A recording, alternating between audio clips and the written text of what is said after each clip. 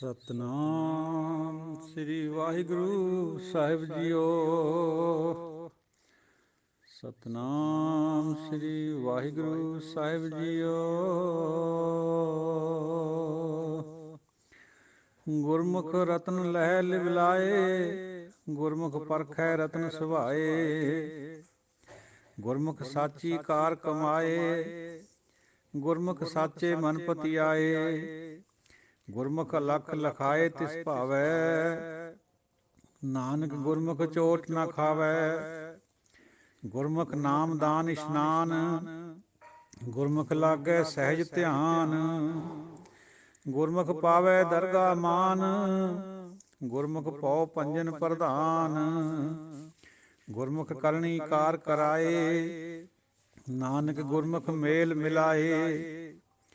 ਗੁਰਮੁਖ ਸ਼ਾਸਤਰ ਸਿਮਰਤ ਵੇਦ, ਗੁਰਮੁਖ ਪਾਵੈ ਘਟ ਘਟ ਭੇਦ। ਗੁਰਮੁਖ ਬੈਰ ਵਿਰੋਧ ਗਵਾਵੈ, ਗੁਰਮੁਖ ਅਸਲੀ ਗਣਤ ਮਿਟਾਵੈ। ਗੁਰਮੁਖ ਸਗਲੀ ਗਣਤ ਮਿਟਾਵੈ। ਗੁਰਮੁਖ ਰਾਮ ਨਾਮ ਰੰਗ ਰਾਤਾ, ਨਾਨਕ ਗੁਰਮੁਖ ਖਸਮ ਪਛਾਤਾ। ਬਿਨ ਗੁਰ ਭਰਮੈ ਆਵੈ ਜਾਏ, ਬਿਨ ਗੁਰ ਘਾਲ ਨ ਪਵੀ ਥਾਏ। ਬਿਨ ਗੁਰ ਮਨੁਆ ਅਤ ਡੁਲਾਏ, ਬਿਨ ਗੁਰ ਤ੍ਰਿਪਤ ਨਹੀਂ ਬਿਖ ਖਾਏ। ਬਿਨ ਗੁਰ ਵਿਸਿਰ ਡਸੈ ਮਰ ਬਾਟ, ਨਾਨਕ ਗੁਰ ਬਿਨ ਘਾਟੇ ਘਾਟ। ਜਿਸ ਗੁਰ ਮਿਲੈ ਤਿਸ ਪਾਰ ਉਤਾਰੈ, ਅਵਗੁਣ ਮੇਟੈ ਗੁਣ ਨਿਸਤਾਰੈ। ਮੁਕਤ ਮਹਾ ਸੁਖ ਗੁਰ ਸ਼ਬਦ ਵਿਚਾਰ, ਗੁਰਮੁਖ ਕਦੇ ਨ ਆਵੈ ਹਾਰ। ਤਨ ਹਟੜੀ ਇਹ ਮਨ ਵਣਜਾਰਾ, ਨਾਨਕ ਸਹਿਜੇ ਸੱਚ ਵਪਾਰਾ। ਗੁਰਮੁਖ ਬਾਂਧਿਓ ਸੇਤ ਵਿਧਾਤੈ, ਲੰਕਾ ਲੂਟੀ ਦੈਂਤ ਸੰਤਾਪੈ। ਰਾਮਚੰਦ ਮਾਰਿਓ ਅਹਿ ਰਾਵਣ, ਭੇਦ ਵਿਭੀਖਣ ਗੁਰਮੁਖ ਪਰਚਾਇਣ। ਗੁਰਮੁਖ ਸਾਇਰ ਪਾਹਣ ਤਾਰੇ, ਗੁਰਮੁਖ ਕੋਟ ਤੇਤੀ ਸੁਧਾਰੇ। ਗੁਰਮੁਖ ਚੂਕੈ ਆਵਣ ਜਾਣ, ਗੁਰਮੁਖ ਦਰਗਾ ਪਾਵੈ ਮਾਣ। ਗੁਰਮੁਖ ਖੋਟੇ ਖਰੇ ਪਛਾਣ, ਗੁਰਮੁਖ ਲਾਗੈ ਸਹਿਜ ਧਿਆਨ। ਗੁਰਮੁਖ ਦਰਗਾ ਸਿਫਤ ਸਮਾਏ, ਨਾਨਕ ਗੁਰਮੁਖ ਬੰਧ ਨਾ ਪਾਏ। ਗੁਰਮੁਖ ਨਾਮ ਨਿਰੰਜਨ ਪਾਏ, ਗੁਰਮੁਖ ਹਉਮੈ ਸ਼ਬਦ ਜਲਾਏ। ਗੁਰਮੁਖ ਸਾਚੇ ਕੇ ਗੁਣ ਗਾਏ, ਗੁਰਮੁਖ ਸਾਚੈ ਰਹਿ ਸਮਾਏ। ਗੁਰਮੁਖ ਸਾਚ ਨਾਮ ਪਤ ਊਤਮ ਹੋਏ, ਨਾਨਕ ਗੁਰਮੁਖ ਸਗਲ ਭਵਨ ਕੀ ਸੋਝੀ ਹੋਏ। ਗੁਰਮੁਖ ਸਾਚ ਨਾਮ ਪਤ ਊਤਮ ਹੋਏ, ਨਾਨਕ ਗੁਰਮੁਖ ਸਗਲ ਭਵਨ ਕੀ ਸੋਝੀ ਹੋਏ। ਵਾਹਿਗੁਰੂ ਜੀ ਕਾ ਖਾਲਸਾ, ਵਾਹਿਗੁਰੂ ਜੀ ਕੀ ਫਤਿਹ। ਗੁਰਾਂ ਦੀ ਸਾਜੀ ਨਵਾਜੀ ਪਿਆਰੀ ਸਾਧ ਸੰਗਤ ਜੀਓ, ਆਪ ਜੀ ਦੇ ਚਰਨਾਂ ਵਿੱਚ ਅੱਜ ਦੀ ਲੜੀਵਾਰ ਕਥਾ ਹਾਜ਼ਰ ਹੈ। ਬਾਣੀ ਉੱਤਮ ਹੈ, ਕਥਾ ਵੀ ਉੱਤਮ ਹੁੰਦੀ ਹੈ ਗੁਰੂ ਦੀ, ਪਰ ਦਾਸਰੀ ਦੀ ਜਿਹੜੀ ਵਿਚਾਰ ਹੈ ਉਹ ਆਪ ਜੀ ਦੇ ਚਰਨਾਂ ਦੇ ਨਾਲ ਹੈ। ਜ਼ਰੂਰ ਧਿਆਨ ਦਿਓ। ਗੁਰਮੁਖ ਦੀ ਵਡਿਆਈ, ਗੁਰਮੁਖ ਕੌਣ ਹੁੰਦਾ ਹੈ, ਗੁਰਮੁਖ ਕਿਵੇਂ ਬਣਦਾ, ਇਹ ਸਾਰੀਆਂ ਬਾਤਾਂ ਗੁਰਬਾਣੀ 'ਚ ਹੈ। ਹੁਣ ਅੱਜ ਦੇ ਜਿੰਨੇ ਵੀ ਇਹ ਪਦੇ ਹੈ ਸਾਰੇ ਗੁਰਮੁਖ ਦੇ ਉੱਪਰ ਹੈ। ਵਿਚਾਰ ਸ਼ੁਰੂ ਕਰੀਏ। ਗੁਰਮੁਖ ਰਤਨ ਲਹਿ ਲਿਵ ਲਾਏ। ਗੁਰਮੁਖ ਪਰਮਾਤਮਾ ਰੂਪੀ ਰਤਨ ਨੂੰ ਪ੍ਰਾਪਤ ਕਰਦਾ ਹੈ ਲਿਵ ਲਾ ਕੇ। ਗੁਰਮੁਖ ਪਰਚੈ ਰਤਨ ਸੁਭਾਏ। ਸਾਧ ਸੰਗਤ ਜੀ, ਉਹ ਜਿਹੜਾ ਲਿਵ ਹੈ, ਜਿਹੜੀ ਆਪਣੀ ਅੰਦਰ ਕੋਈ ਖਾਹਿਸ਼ ਹੁੰਦੀ ਹੈ, ਵਿਚਾਰ ਹੁੰਦੀ ਹੈ, ਜਦੋਂ ਬਹੁਤ ਪ੍ਰਬਲ ਹੋ ਜਾਂਦੀ ਹੈ ਉਹਨੂੰ ਲਿਵ ਲੱਗਣਾ ਕਹਿ ਦਿੰਦੇ ਆ। ਗੁਰਮੁਖ ਪਰਖੈ ਰਤਨ ਸੁਭਾਏ। ਜਿਹੜਾ ਪਰਮਾਤਮਾ ਰੂਪੀ ਰਤਨ ਹੈ ਉਹ ਗੁਰੂ ਦੇ ਰਾਹੀਂ ਹੀ ਪਰਖਿਆ ਜਾਂਦਾ ਹੈ। ਗੁਰੂ ਦੇ ਰਾਹੀਂ ਪਤਾ ਚੱਲਦਾ ਹੈ ਬਈ ਸਹਿਜ ਸੁਭਾਅ ਰਤਨ ਕਿਵੇਂ ਪ੍ਰਾਪਤ ਹੋਣਾ। ਗੁਰਮੁਖ ਸਾਚੀ ਕਾਰ ਕਮਾਏ, ਗੁਰਮੁਖ ਸਾਚੇ ਮਨ ਪਤੀ ਆਏ। ਗੁਰੂ ਦੇ ਰਾਹੀਂ ਹੀ ਮਨ ਸੱਚੇ ਵਿੱਚ ਪਤਿਆਉਂਦਾ ਹੈ, ਸੱਚੇ ਨੂੰ ਮੰਨਦਾ ਹੈ, ਨਿਸ਼ਚਾ ਆਉਂਦਾ ਹੈ ਪਰਮਾਤਮਾ ਤੇ। ਗੁਰਮੁਖ ਅਲਖ ਲਖਾਏ ਤਿਸ ਭਾਵੈ। ਜੇ ਪਰਮਾਤਮਾ ਨੂੰ ਭਾ ਜਾਵੇ ਤਾਂ ਗੁਰੂ ਦੇ ਰਾਹੀਂ ਹੀ ਅਲੱਖ ਨੂੰ ਲਿਖਾਇਆ ਜਾ ਸਕਦਾ ਹੈ, ਪਰਮਾਤਮਾ ਨੂੰ ਪ੍ਰਾਪਤ ਕਰਿਆ ਜਾ ਸਕਦਾ ਹੈ। ਨਾਨਕ ਗੁਰਮੁਖ ਚੋਟ ਨਾ ਖਾਵੇ। ਫਿਰ ਉਹ ਗੁਰੂ ਦੇ ਰਾਹੀਂ ਜਿਹੜਾ ਜੁੜ ਗਿਆ, ਗੁਰਮੁਖ ਬਣ ਗਿਆ, ਉਹਨੂੰ ਕਦੇ ਚੋਟ ਨਹੀਂ ਆਉਂਦੀ, ਉਹ ਅਮਰ ਹੋ ਜਾਂਦਾ। ਗੁਰਮੁਖ ਨਾਮ ਦਾਨ ਇਸ਼ਨਾਨ। ਗੁਰੂ ਦੇ ਰਾਹੀਂ ਹੀ ਪਤਾ ਚੱਲਦਾ ਹੈ ਵੀ ਨਾਮ ਕਿਆ ਹੈ, ਦਾਨ ਯਾਨੀ ਵੰਡ ਕੇ ਛਕਣਾ ਇਹ ਕੀ ਹੈ, ਅਤੇ ਇਸ਼ਨਾਨ ਪਵਿੱਤਰਤਾ ਕੀ ਹੈ। ਜਿਸ ਚੀਜ਼ ਨੂੰ ਪੰਡਿਤ ਨੇ ਅਖੌਤੀ ਨਾਮ ਦੇ ਨਾਲ, ਅਖੌਤੀ ਦਾਨ ਦੇ ਨਾਲ, ਅਖੌਤੀ ਇਸ਼ਨਾਨ ਦੇ ਨਾਲ ਜੋੜਿਆ ਹੋਇਆ ਸੀਗਾ, ਉਹਦੀ ਵਿਆਖਿਆ ਗੁਰਮਤਿ ਵਿੱਚ ਹੈ। ਸਰੀਰ ਦੀ ਪਵਿੱਤਰਤਾ ਇਸ਼ਨਾਨ ਕਰਨਾ, ਇਹ ਬਹੁਤ ਅੱਛੀ ਗੱਲ ਹੈ। Cleanliness is next to God, godliness. तो पवित्रता अच्छी बात है। दान सेवा के तौर पर करना है, दसवंध के तौर पर करना है, नीवें रह के करना है। दान शब्द ना भी कहो, उन्होंने सेवा कहो तो ज़्यादा उत्तम बात है। और नाम कर्म विशेष का ਨਾਂ नहीं है। नाम परमात्मा का अंदर पैदा होता है, गुरु द्वारा मिलता है। ये बहुत बड़ा कंसैप्ट है, ये गुरु तो पता लगदियां सब चीज़ां। गुरमुख लागे सहज ध्यान। ਗੁਰੂ ਦੇ ਰਾਹੀਂ ਹੀ, ਗੁਰਮੁਖ ਦੇ ਨਾਲ ਜੁੜ ਕੇ ਹੀ ਸਹਿਜ ਦੇ ਵਿੱਚ ਧਿਆਨ ਲੱਗਦਾ ਹੈ। ਸਹਿਜ ਦੇ ਨਾਲ ਲੱਗਦਾ ਹੈ ਅਤੇ ਸਹਿਜ ਦੇ ਵਿੱਚ ਲੱਗਦਾ ਹੈ। ਇਹ ਕੋਈ ਵਰੀ ਕਰਨ ਨਾਲ ਜਾਂ ਉੱਦਮ ਕਰਨ ਨਾਲ ਨਹੀਂ ਪਰਮਾਤਮਾ ਪ੍ਰਾਪਤ ਹੁੰਦਾ, ਧਿਆਨ ਲੱਗਦਾ। ਇਹ ਤਾਂ ਸਹਿਜ ਸੁਭਾਅ ਲੱਗਦਾ ਹੈ, ਗੁਰੂ ਤੋਂ ਲੱਗਦਾ, ਗੁਰਮੁਖ ਦੇ ਨਾਲ ਜੁੜ ਕੇ ਲੱਗਦਾ, ਹੱਠ ਨਾਲ ਨਹੀਂ ਲੱਗਦਾ। ਗੁਰਮੁਖ ਪਾਵੇ ਦਰਗਾਹ ਮਾਨ। ਜਿਹੜਾ ਗੁਰੂ ਦੇ ਨਾਲ ਜੁੜ ਗਿਆ, ਉਸੇ ਨੂੰ ਦਰਗਾਹ ਦੇ ਵਿੱਚ ਵਡਿਆਈ ਮਿਲਦੀ ਹੈ। ਗੁਰਮੁਖ ਭਉ ਭੰਜਨ ਪ੍ਰਧਾਨ। ਭੈ ਨੂੰ ਭੰਜਨ ਕਰਨ ਵਾਲਾ ਪ੍ਰਧਾਨ ਬਣ ਜਾਂਦਾ, ਜਿਹੜਾ ਗੁਰੂ ਦੇ ਨਾਲ ਜੁੜ ਗਿਆ, ਗੁਰਮੁਖ ਬਣ ਗਿਆ। ਗੁਰਮੁਖ ਕਰਨੀ ਕਾਰ ਕਰਾਏ। ਜਿਹੜੀ ਵੀ ਕਾਰ ਕਰਨੀ ਹੈ ਆਪਾਂ ਨੇ, ਉਹ ਗੁਰੂ ਦੇ ਰਾਹੀਂ ਪਤਾ ਚੱਲਦਾ ਵੀ ਕਿਆ ਕਰਨਾ ਹੈ। ਸਭ ਕੁਛ ਪਰਮਾਤਮਾ ਦਾ ਨਾਮ ਜਪਣ ਦੇ ਵਿੱਚ ਆ ਜਾਂਦਾ। ਉਹਦੇ ਵਿੱਚੋਂ ਜਿਹੜੀ ਕਾਰ ਨਿਕਲਦੀ ਹੈ, ਉਹ ਕਰਨੀ, ਸੱਚੀ ਕਰਨੀ। ਨਾਨਕ ਗੁਰਮੁਖ ਮੇਲ ਮਿਲਾਏ। ਪਾਤਸ਼ਾਹ ਫਰਮਾਉਂਦੇ ਸ੍ਰੀ ਗੁਰੂ ਜੀਓ ਵੀ ਗੁਰਮੁਖ ਨੂੰ, ਗੁਰਮੁਖ ਦੇ ਰਾਹੀਂ ਹੀ ਪਰਮਾਤਮਾ ਦਾ ਮੇਲ ਹੁੰਦਾ ਹੈ, ਔਰ ਉਹ ਗੁਰਮੁਖ ਨੂੰ ਪਰਮਾਤਮਾ ਮਿਲਾਉਂਦਾ ਹੈ। ਮੇਲ ਮਿਲਾਏ, ਇਹ ਦੋ ਸ਼ਬਦ ਹੈ। ਮੇਲ ਹੋਣਾ ਤੇ ਮਿਲਾਏ, ਪਰਮਾਤਮਾ ਦੁਆਰਾ ਗੁਰਮੁਖ ਦਾ ਮੇਲ ਹੁੰਦਾ, ਇੱਦਾਂ ਨਹੀਂ ਹੁੰਦਾ ਕਿਸੇ ਨੂੰ ਵੀ। ਗੁਰੂ ਵੀ ਇਸ ਤਰ੍ਹਾਂ ਹੀ ਹੈ। ਗੁਰੂ ਦੇ ਨਾਲ ਮੇਲ ਪਰਮਾਤਮਾ ਨੇ ਕਰਾਉਣਾ ਹੁੰਦਾ, ਆਪਣੇ ਆਪ ਤੋਂ ਨਹੀਂ ਹੁੰਦਾ। ਗੁਰਮੁਖ ਸ਼ਾਸਤਰ ਸਿਮਰਤ ਵੇਦ। ਗੁਰਮੁਖ ਦੇ ਰਾਹੀਂ ਹੀ ਸਮਝ ਆਉਂਦੀ ਹੈ ਵੀ ਸ਼ਾਸਤਰ ਸਿਮਰਤ ਵੇਦ ਕਿਆ ਚੀਜ਼ ਹੈ। ਨਹੀਂ ਤਾਂ ਬੰਦਾ ਤਰਕਣ ਲੱਗ ਜਾਂਦਾ ਇਹਨਾਂ ਨੂੰ, ਵੇਦ ਸ਼ਾਸਤਰ ਕੋ ਤਰਕਣ ਲੱਗ। ਜੇ ਉਹਨਾਂ ਦੇ ਵਿੱਚ ਕੋਈ ਗੱਲ ਗਿਆਨ ਦੀ ਹੈ, ਰੱਬੀ ਹੈ, ਨੂਰੀ ਗੱਲ ਹੈ, ਉਹ ਐਕਸੈਪਟ ਕਰਨੀ। ਅਤੇ ਜੇ ਉਹ ਨਹੀਂ ਹੈ ਵਿੱਚ ਕੋਈ, ਉਹਨੂੰ ਇਹ ਮੰਨਣਾ ਵੀ ਇਹ ਨਸ਼ਵਰ ਹੈ, ਇਹਨੂੰ ਨਹੀਂ ਅਸੀਂ ਮੰਨਣਾ, ਜੋ ਗੁਰਬਾਣੀ 'ਚ ਬਾਤ ਆ ਰਹੀ ਹੈ। ਗੁਰਮੁਖ ਪਾਵੇ ਘਟ ਘਟ ਭੇਦ। ਗੁਰੂ ਦੇ ਰਾਹੀਂ, ਗੁਰਮੁਖ ਦੇ ਰਾਹੀਂ ਹੀ ਪਤਾ ਚੱਲਦਾ ਵੀ ਘਟ ਘਟ ਦੇ ਵਿੱਚ ਕਿਵੇਂ ਪਰਮਾਤਮਾ ਵਿਆਪਕ ਹੈ। ਹਰ ਇੱਕ ਸਰੀਰ ਦਾ ਭੇਤ ਆ ਜਾਂਦਾ। ਗੁਰਮੁਖ ਵੈਰ ਵਿਰੋਧ ਗਵਾਵੇ। ਨਿਰਭਉ ਨਿਰਵੈਰ ਬਣ ਜਾਂਦਾ। ਜਿਹਦੇ ਅੰਦਰ ਵੈਰ ਨਹੀਂ ਰਹਿੰਦਾ, ਕੋਈ ਵਿਰੋਧ ਨਹੀਂ ਰਹਿੰਦਾ, ਗੁਰਮੁਖ ਦੇ ਰਾਹੀਂ ਸੋਝੀ ਆਉਂਦੀ ਹੈ ਇਸ ਗੱਲ ਦੀ। ਹੁਣ ਸਾਧ ਸੰਗਤ ਜੀ, ਉਹ ਇਸ ਗੱਲ ਨੂੰ ਅਸੀਂ ਕਈ ਵਾਰ ਲਾਈਟਲੀ ਵੀ ਲੈਂਦੇ ਹਾਂ। ਸਿੱਖਾਂ ਵਿੱਚ ਵੀ ਸੁਣੀ ਦੀ ਹੈ ਇਹ ਗੱਲ ਵੀ ਜਦੋਂ ਕੋਈ ਸੰਤ ਬਣ ਜਾਂਦਾ, ਉਹਦੇ ਅੰਦਰ ਵਿਰੋਧ ਨਹੀਂ ਰਹਿੰਦਾ। ਉਹ ਭਾਈ ਉਹਦਾ ਮਤਲਬ ਸਮਝੋ, ਉਹ ਨਹੀਂ ਵਿਰੋਧ ਕਰਦਾ ਕਿਸੇ ਦਾ ਵੀ, ਪਰ ਉਹਦਾ ਤਾਂ ਵਿਰੋਧ ਫਿਰ ਵੀ ਹੁੰਦਾ ਸੰਸਾਰ ਦੇ ਵਿੱਚ। ਕੋਈ ਵੀ ਸੰਤ ਦਾ ਵਿਰੋਧ ਹਮੇਸ਼ਾ ਨੈਚੁਰਲ ਹੁੰਦਾ ਹੈ। ਗੁਰੂ ਸਾਹਿਬ ਦਾ ਵੀ ਹੋਇਆ, ਔਰ ਉਹਨੂੰ ਉਸ ਹੱਦ ਤੱਕ ਠੀਕ ਕਰਨ ਦਾ ਬੀੜਾ ਵੀ ਚੱਕਿਆ। ਬੀੜਾ ਚੱਕਣ ਤੋਂ, ਬੀੜਾ ਤਾਂ ਵੈਸੇ ਇੱਕ ਅਪਵਿੱਤਰ ਜਿਹਾ ਸ਼ਬਦ ਹੈ, ਪਰ ਆਪਾਂ ਇਹਨੂੰ ਮੁਹਾਵਰੇ ਦੇ ਤੌਰ 'ਤੇ ਵਰਤਦੇ ਹਾਂ। ਉਹਨਾਂ ਨੇ, ਸੰਤਾਂ ਨੇ, ਗੁਰੂ ਸਾਹਿਬਾਨਾਂ ਨੇ, ਭਗਤਾਂ ਨੇ ਆਡਾ ਵੀ ਲਾਇਆ ਇਸ ਵਿਰੋਧ ਦੇ ਵਿੱਚ, ਜਿਹੜਾ ਨਜਾਇਜ਼ ਵਿਰੋਧ ਕਿਸੇ ਨੂੰ ਸੈਲਫ ਰਿਸਪੈਕਟ ਨੂੰ ਤੰਗ ਕਰਨ ਵਾਸਤੇ ਸੀਗਾ। ਤੋ ਵਿਰੋਧ ਤੋਂ ਭਾਵ ਇਹ ਨਹੀਂ ਹੈ ਵੀ ਉਹਨੂੰ ਵੀ ਬਿਲਕੁਲ ਹੇਠਾਂ ਲੰਬਾ ਹੀ ਪੈ ਜਾਊਗਾ, ਵਿਰੋਧ ਕਰਨਾ ਹੀ ਨਹੀਂ ਕਿਸੇ ਦਾ। ਐਸੀ ਗੱਲ ਗੁਰਮਤਿ ਨੇ ਨਹੀਂ ਸਿਖਾਈ ਹੈ।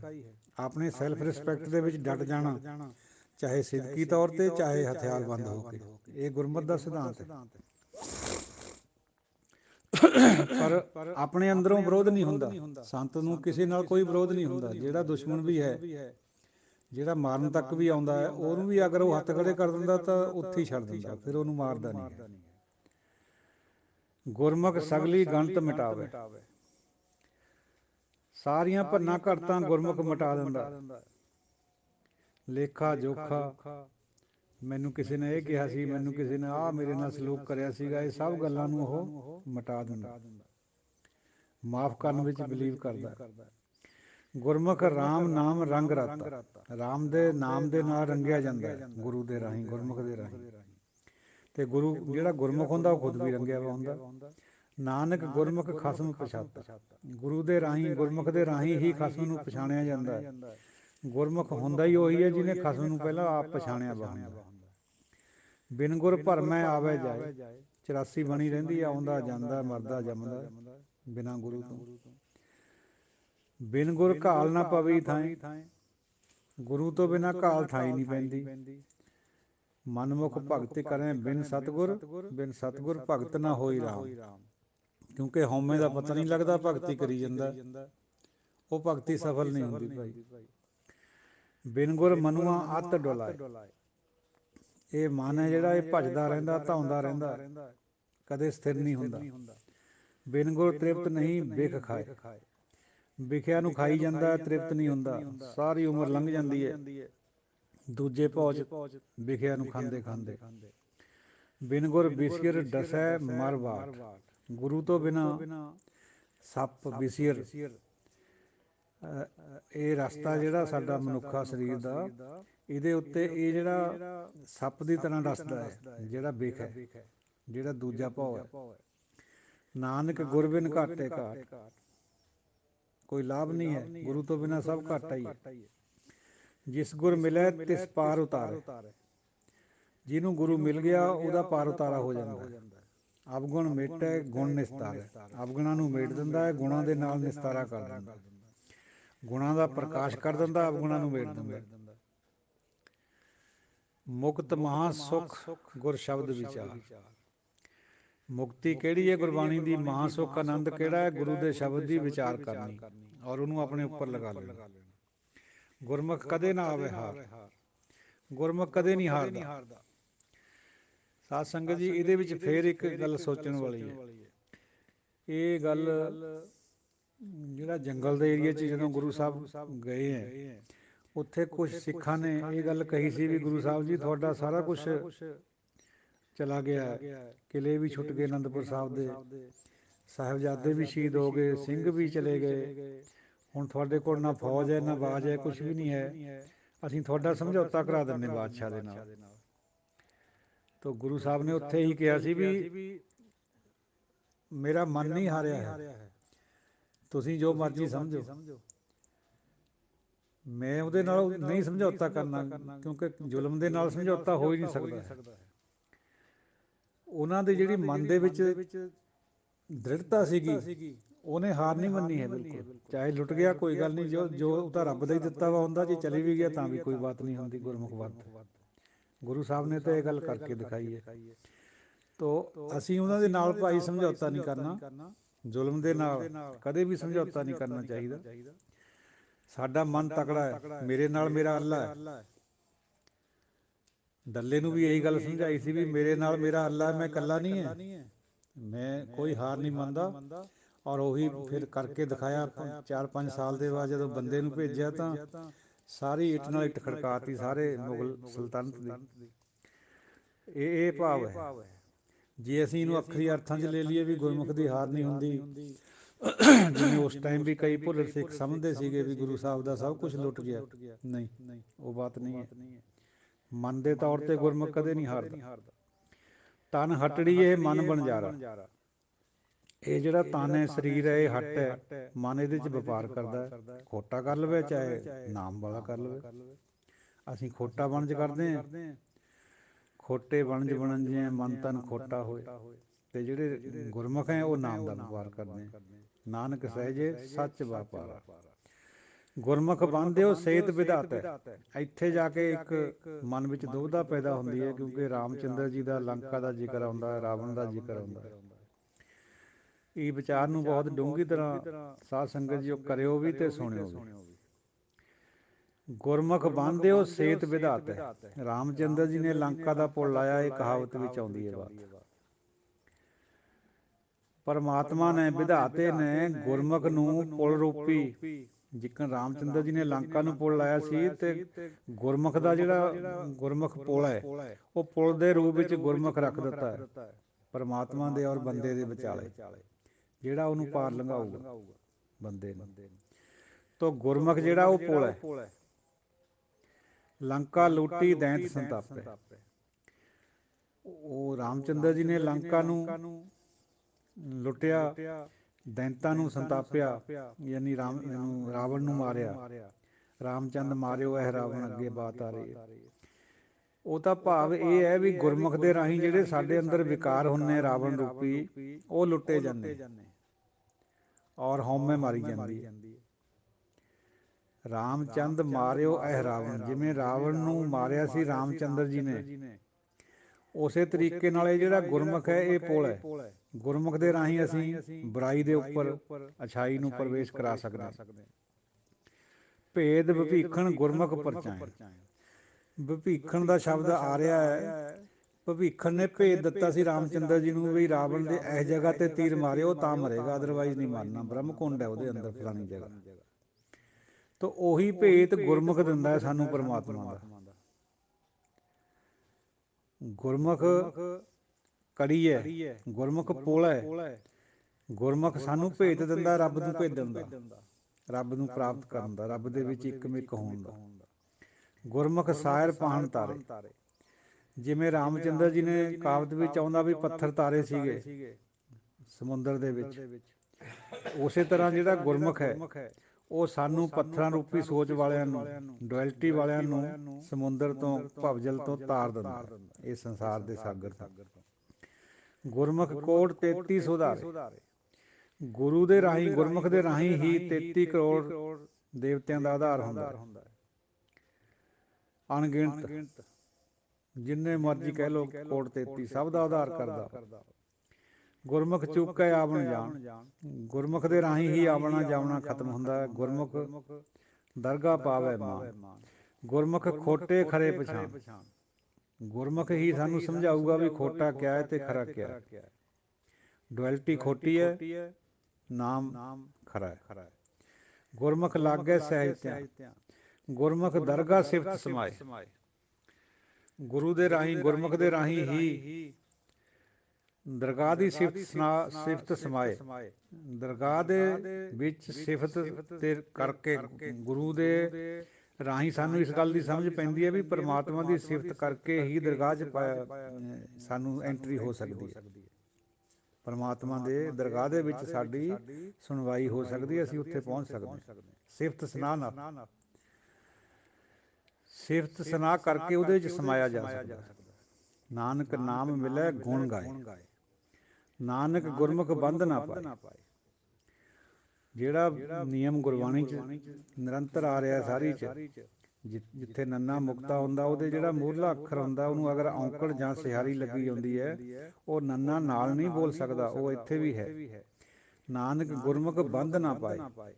ਜੇ ਆਪਾਂ ਇਹਨੂੰ ਬੰਧਨ ਪਾਏ ਪੜ੍ਹਾਂਗੇ, ਜਿਵੇਂ ਪਹਿਲਾਂ ਜਪਜੀ ਸਾਹਿਬ 'ਚ ਵੀ, ਸੁਖਮਨੀ ਸਾਹਿਬ 'ਚ ਵੀ ਕਿਤੇ ਇਹ ਗੱਲ ਆਉਂਦੀ ਹੈ ਬਈ ਬੰਧਨ ਇਹਨੂੰ ਪੜ੍ਹਨਾ ਹੈ, ਉਹ ਫਿਰ ਇਹ ਨਿਯਮ ਇੱਥੇ ਆ ਕੇ ਫਿਰ ਉਲਟ ਹੋ ਜਾਊਗਾ। ਨਿਯਮ ਤਾਂ ਇੱਕੋ ਹੀ ਹੁੰਦਾ।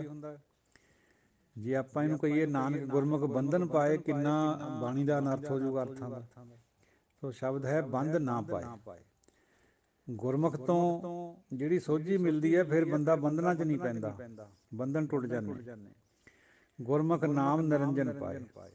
ਗੁਰਮੁਖ ਹਉਮੈ ਸ਼ਬਦ ਜਲਾਏ। ਗੁਰਮੁਖ ਤੋਂ ਸਮਝ ਆਊਗੀ ਵੀ ਹਉਮੈ ਨੂੰ ਕਿਵੇਂ ਜਲਾਉਣਾ ਹੈ, ਉਹ ਸ਼ਬਦ ਦੇ ਰਾਹੀਂ ਪਤਾ ਚੱਲਦਾ ਹੈ ਗੁਰਮੁਖ ਤੋਂ ਵੀ ਹਉਮੈ ਨੂੰ ਜਾਲਿਆ ਜਾਂਦਾ ਹੈ। ਗੁਰਮੁਖ ਸਾਚੇ ਕੇ ਗੁਣ ਗਾਏ। ਸੱਚੇ ਦੇ ਗੁਣ ਗਾਉਣੇ ਵੀ ਗੁਰਮੁਖ ਤੋਂ ਹੀ ਪਤਾ ਲੱਗੂਗਾ। ਗੁਰਮੁਖ ਸਾਚੈ ਰਹਿ ਸਮਾਏ। ਗੁਰਮੁਖ ਦੇ ਨਾਲ ਜੁੜ ਕੇ ਹੀ ਅਸੀਂ ਸੱਚ ਦੇ ਨਾਲ ਸਮਾ ਸਕਦੇ ਹਾਂ, ਅਦਰਵਾਈਜ਼ ਨਹੀਂ। ਗੁਰਮੁਖ ਸਾਚ ਨਾਮ ਪਤ ਉਤਮ ਹੋਏ।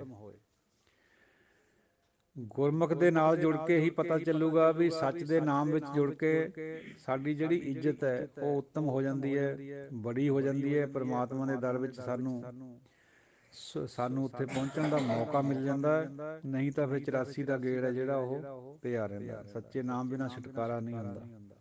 ਨਾਨਕ ਗੁਰਮੁਖ ਸਗਲ ਭਵਨ ਕੀ ਸੋਝੀ ਹੋਏ।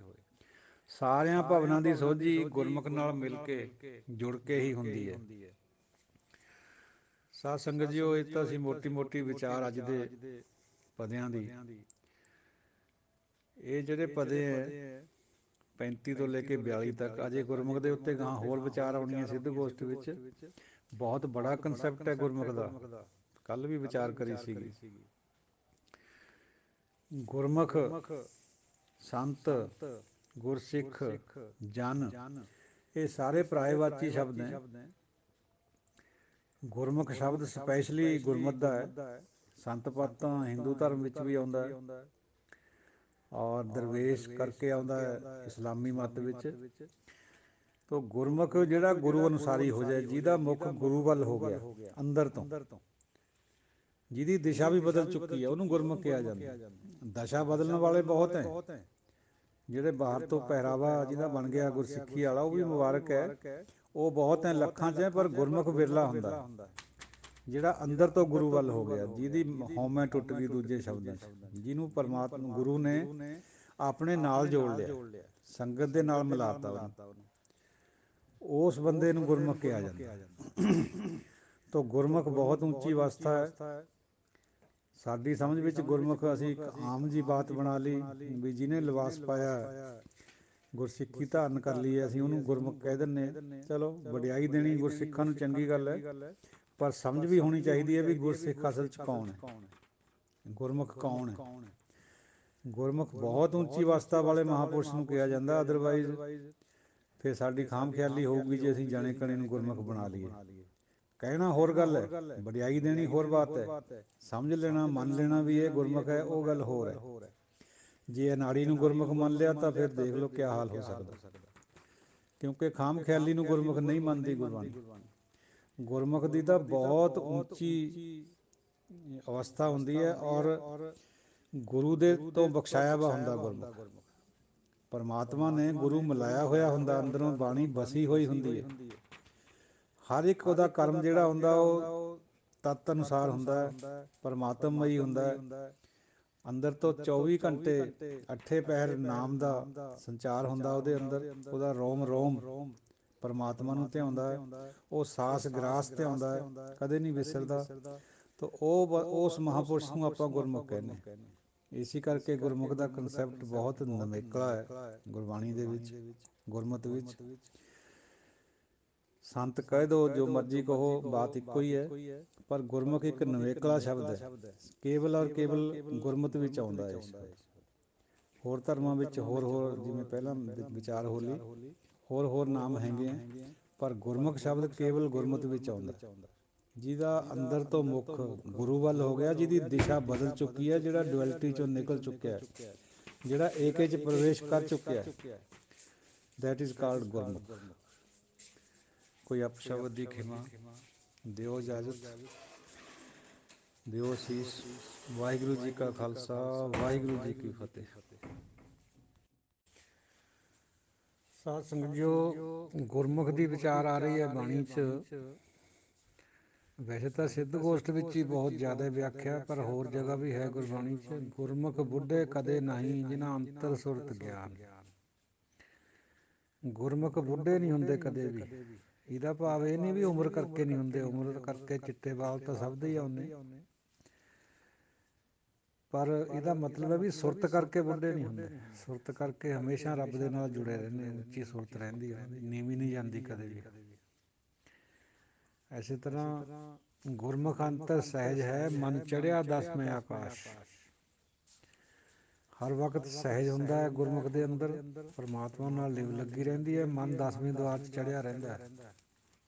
ਮਤਲਬ ਹੈ ਪਰਮਾਤਮਾ ਦੇ ਨਾਲ ਲਿਵ ਲੱਗੀ ਰਹਿੰਦੀ ਹੈ ਹਰ ਵਕਤ, ਹਰ ਸਵਾਸ 'ਚੋਂ, ਹਰ ਗ੍ਰਾਸ 'ਚੋਂ, ਹਰ ਰੋਮ 'ਚੋਂ ਵਾਹਿਗੁਰੂ ਵਾਹਿਗੁਰੂ ਦੀ ਧੁਨੀ ਉੱਠਦੀ ਰਹਿੰਦੀ ਹੈ।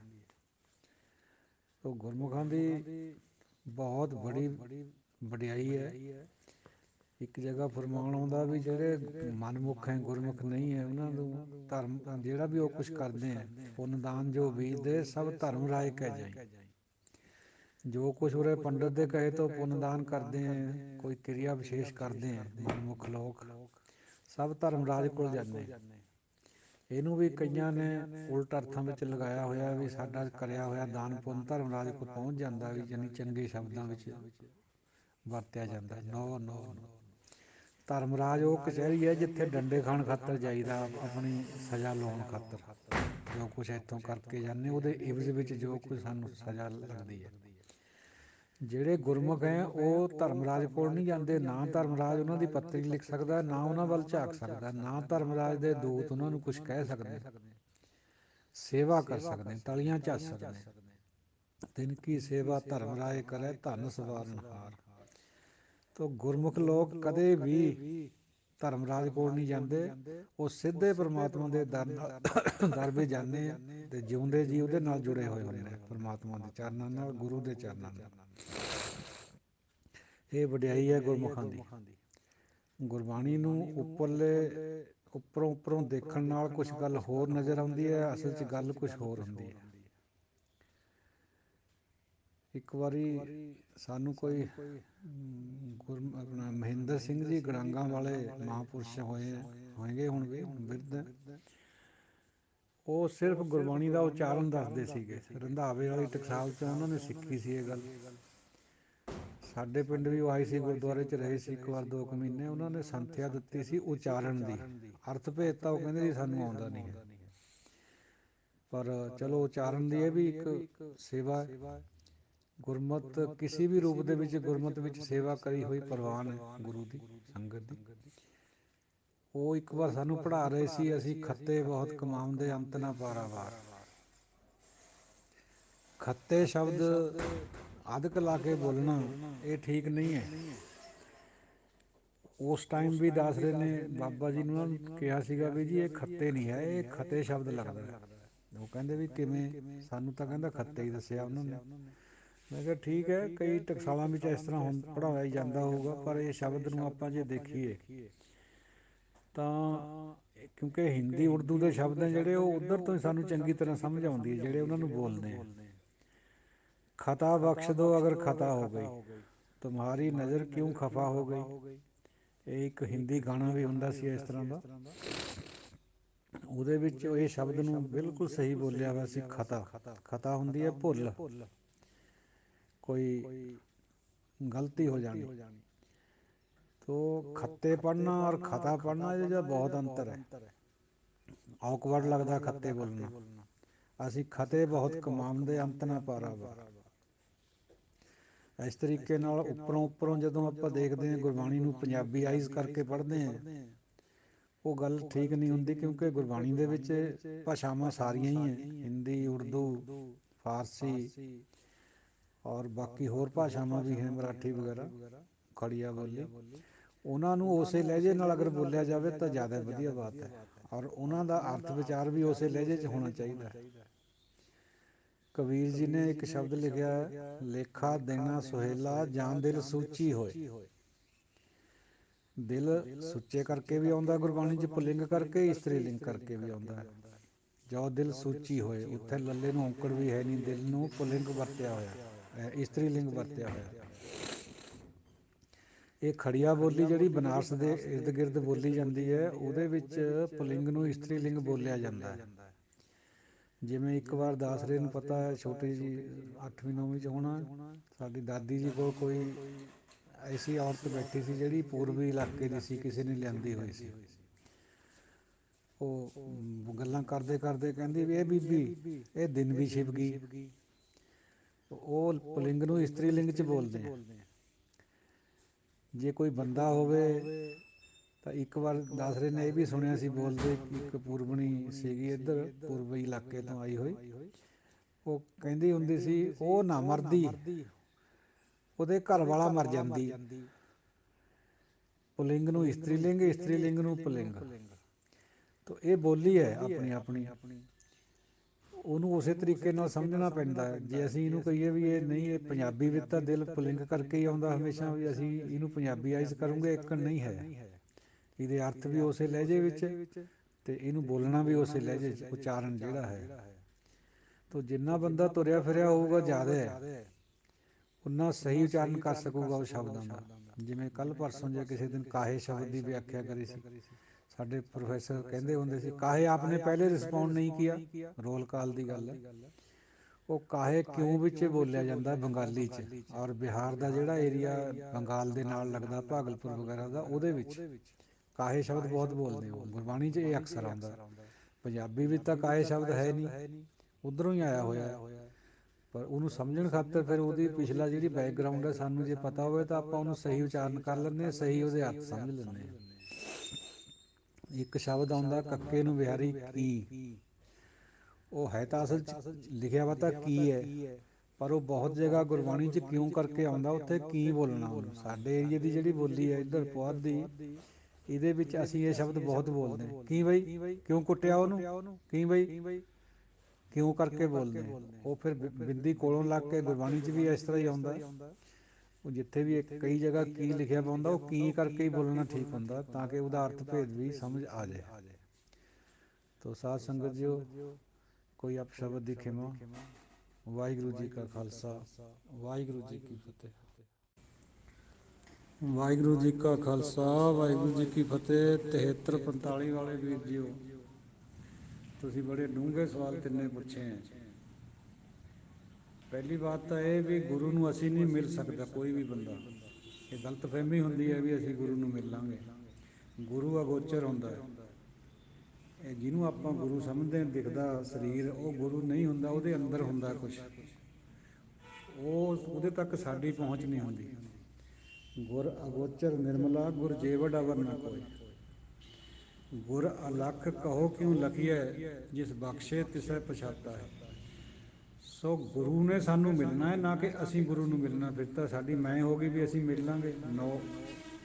ਇਹ ਹੰਗ ਤਾਂ ਬਿਲਕੁਲ ਖਤਮ ਹੋਊਗੀ ਜਦੋਂ ਪਰਮਾਤਮਾ ਦੇ ਭਾਣੇ ਦੇ ਵਿੱਚ ਗੁਰੂ ਸਾਨੂੰ ਆ ਕੇ ਮਿਲੂਗਾ, ਨਾ ਕਿ ਅਸੀਂ ਗੁਰੂ ਨੂੰ ਮਿਲਣਾ ਹੈ।